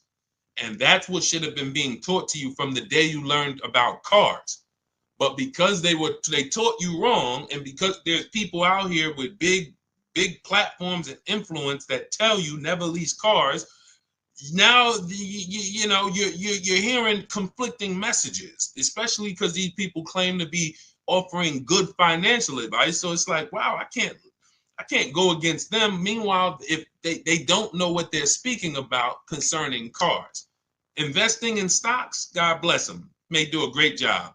Car advice, they're costing you thousands and thousands of dollars. So the question is, how many years do I keep my next car? If the answer is less than 8, I'm shopping for a below market lease. Not a regular lease, not a lease I see on commercials. Come in and lease this vehicle for $429 a month, and nobody who's listening to us is paying those prices. I'm shopping for a below market lease, getting multiple offers, and that's what I'm going to do. If I'm keeping it more than 8, then I'll shop for a purchase, new car, used car, below market purchase. Okay? Simple rule. And that's step 1 of our process. We call it the most important question. If you buy a car but you should have leased, you lost money. You lost thousands of dollars, probably 10 grand. 7 to 10 grand. The more expensive of the vehicle, the more you lost. If you bought a big BMW and you bought it, but you should have leased it, you probably lost 15, 20 grand. Just in your structure. Your structure is incorrect. So let's go. Great question. All right, go ahead. I see we got a lot more coming in though. Let's see. Let me try to zip through these. By the way, all of you who are like Deshaun, I need everything you teach in one spot. That's my new digital book. It's called Cars from Home: 7 Steps to Saving Time, Money, and Avoiding Dealership. It's 5-star rated. You can Google it. It's everything we teach in one place, step by step.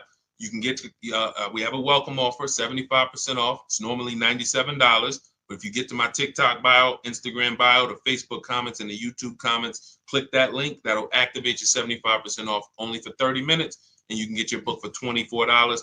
It'll be in your inbox in 3 to 5 minutes. All right. And you'll have the blueprint. For those of you who want to work with us and shop directly and get coaching and be in our community, we do coaching calls twice a month. And instead of reading, you want videos, you can click that button that says Shop with Deshaun. See if you qualify for that. And either way, that's our way of making sure that you have no excuse on not having access to affordable information to make sure you pay less than everyone else for cars. If the lease has 5K less miles than the terms, will they credit me the difference? No, but you want to do an equity assessment. This is step 2. We just went over step 1, leasing versus buying, most important question. Step 2 is equity assessment. We need to see, can we sell this lease, break even, or make money? What you want to do is call the bank. Do not go to a dealership for this. Call the bank and ask them, what is my payoff? Once they tell you your payoff, you want to write this down. Write down what I'm about to tell you. You're going to go to these 6 websites: CarMax, Carvana, Kelly's Blue Book Instant Cash Offer. Do not use the KBB. You quick put in your year, make, model. It says your car is worth $30,000. Do not use that garbage.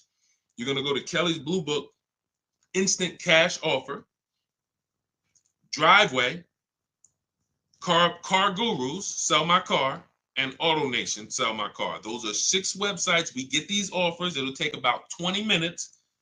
When they ask you, is the vehicle a lease, a purchase, or owned, put owned.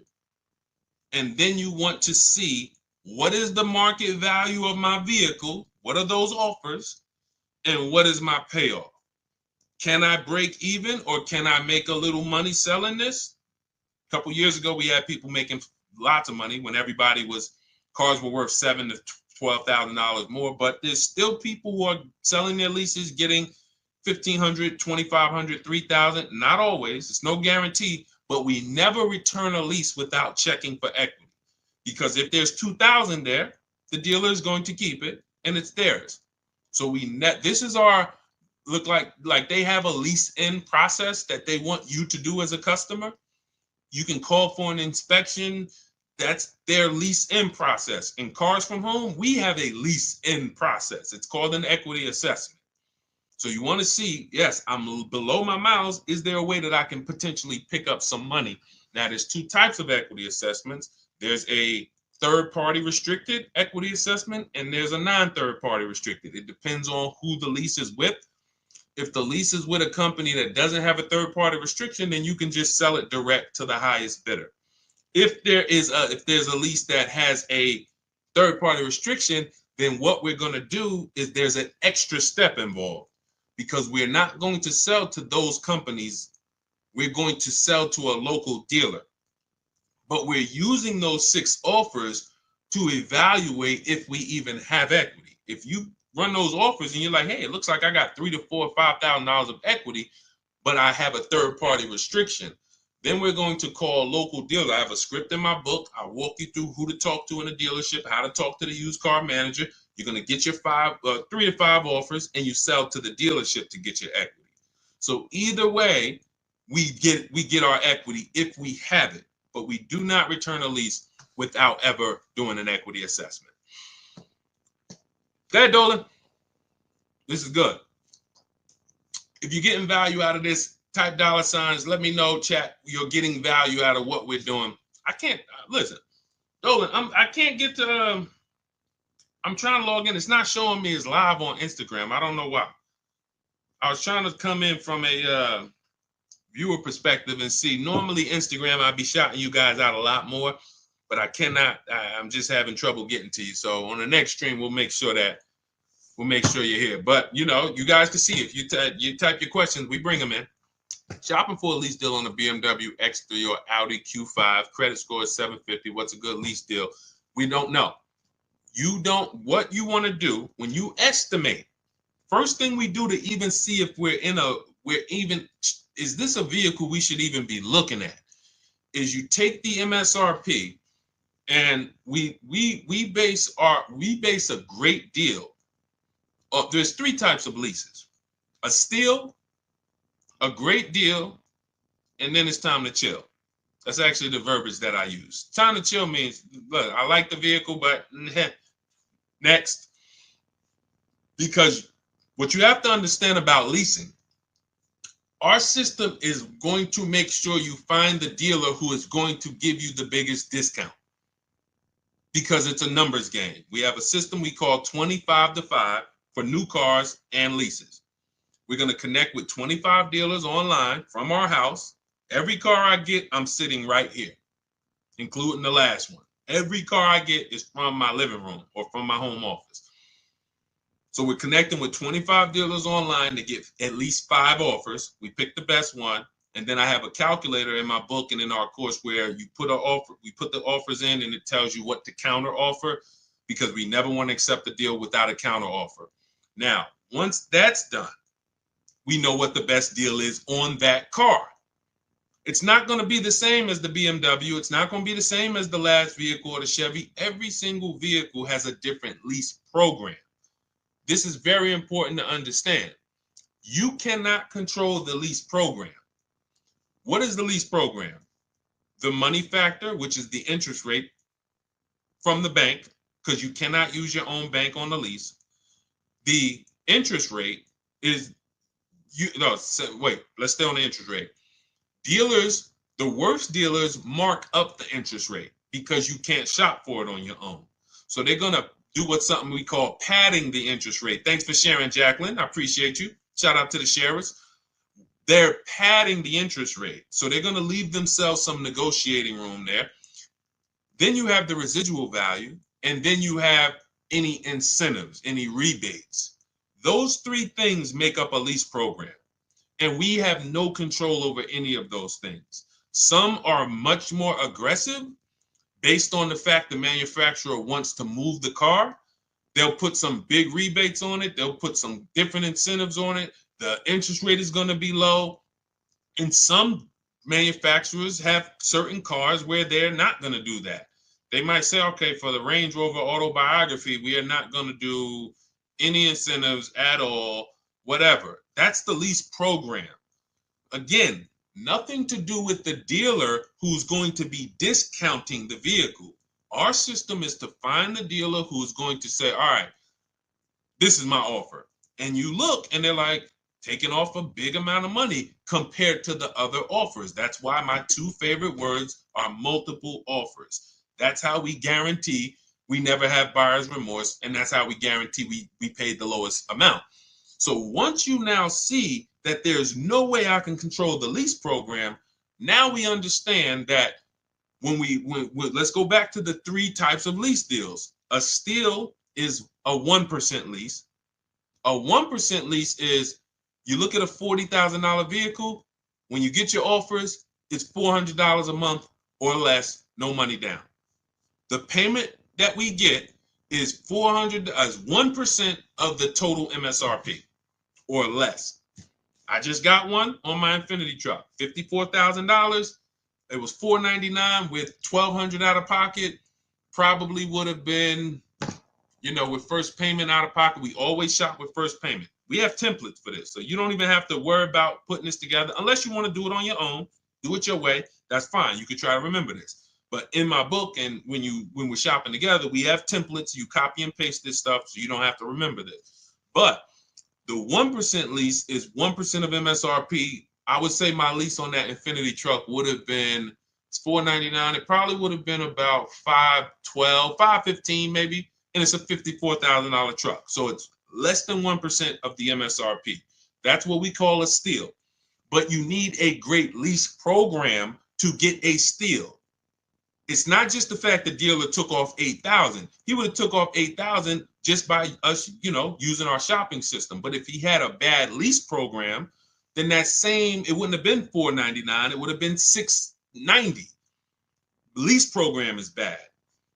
So we don't know what these are going to be until we shop for them. Now, we do have the 1.5% rule. It's very important because many people, when I first started talking about leasing, I knew people were going to go out there, not learn about how to get great leases. They were just going to go into dealerships and say, hey, I want to lease. I saw this guy on, Instagram or TikTok. He told me I shouldn't be buying cars anymore. Man, show me what a lease looks like. And you're going to get an overpriced lease because you don't know how to shop for them. So now, person shows you a lease, you're like, okay, well, look, that sounds better than, if I was to buy it. I'll take it. So then we created the 1.5% rule. So you would know if your payment with no money out of pocket is more than 1.5% of the MSRP, you've now overpaid for the lease. It doesn't make sense to lease the vehicle. And that does not mean you go into a dealership, hey, get me under 1.5, because then you're going to lose. You're going to lose. See, I want to use a real case of how I remember Zafrina. Zafrina was shopping for a, where's her deal? Here it is. Zafrina was shopping for a Jeep Grand Cherokee 2024. And she's in our program, and she asked me, she said, Deshaun, I'm shopping for the gas vehicle. Best offer I got was like 1.19. I'm like, it's a great offer. But she was coming out of a Jeep that she had already had, and it was under 1%. So she was like, I really like to see the 1%, but she's like, I can't get it. But she said, the dealer said to me, if I took this other version, which is an electric version, that I could get it to 1%. And then I said, well, if you're going to change vehicle, you now need to run the process for that vehicle to see what the best offer is. Don't let that dealer flip you from a regular one to an electric and then tell you, well, I'll get you to the 1%. No, run the offers now and see what the below market price is on the electric.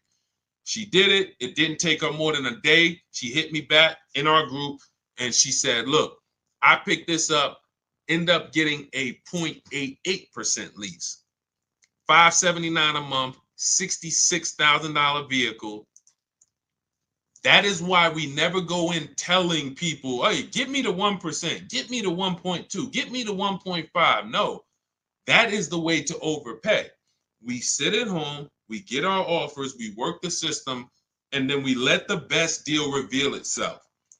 When Milligan saved, look, I'm going to go back to Milligan.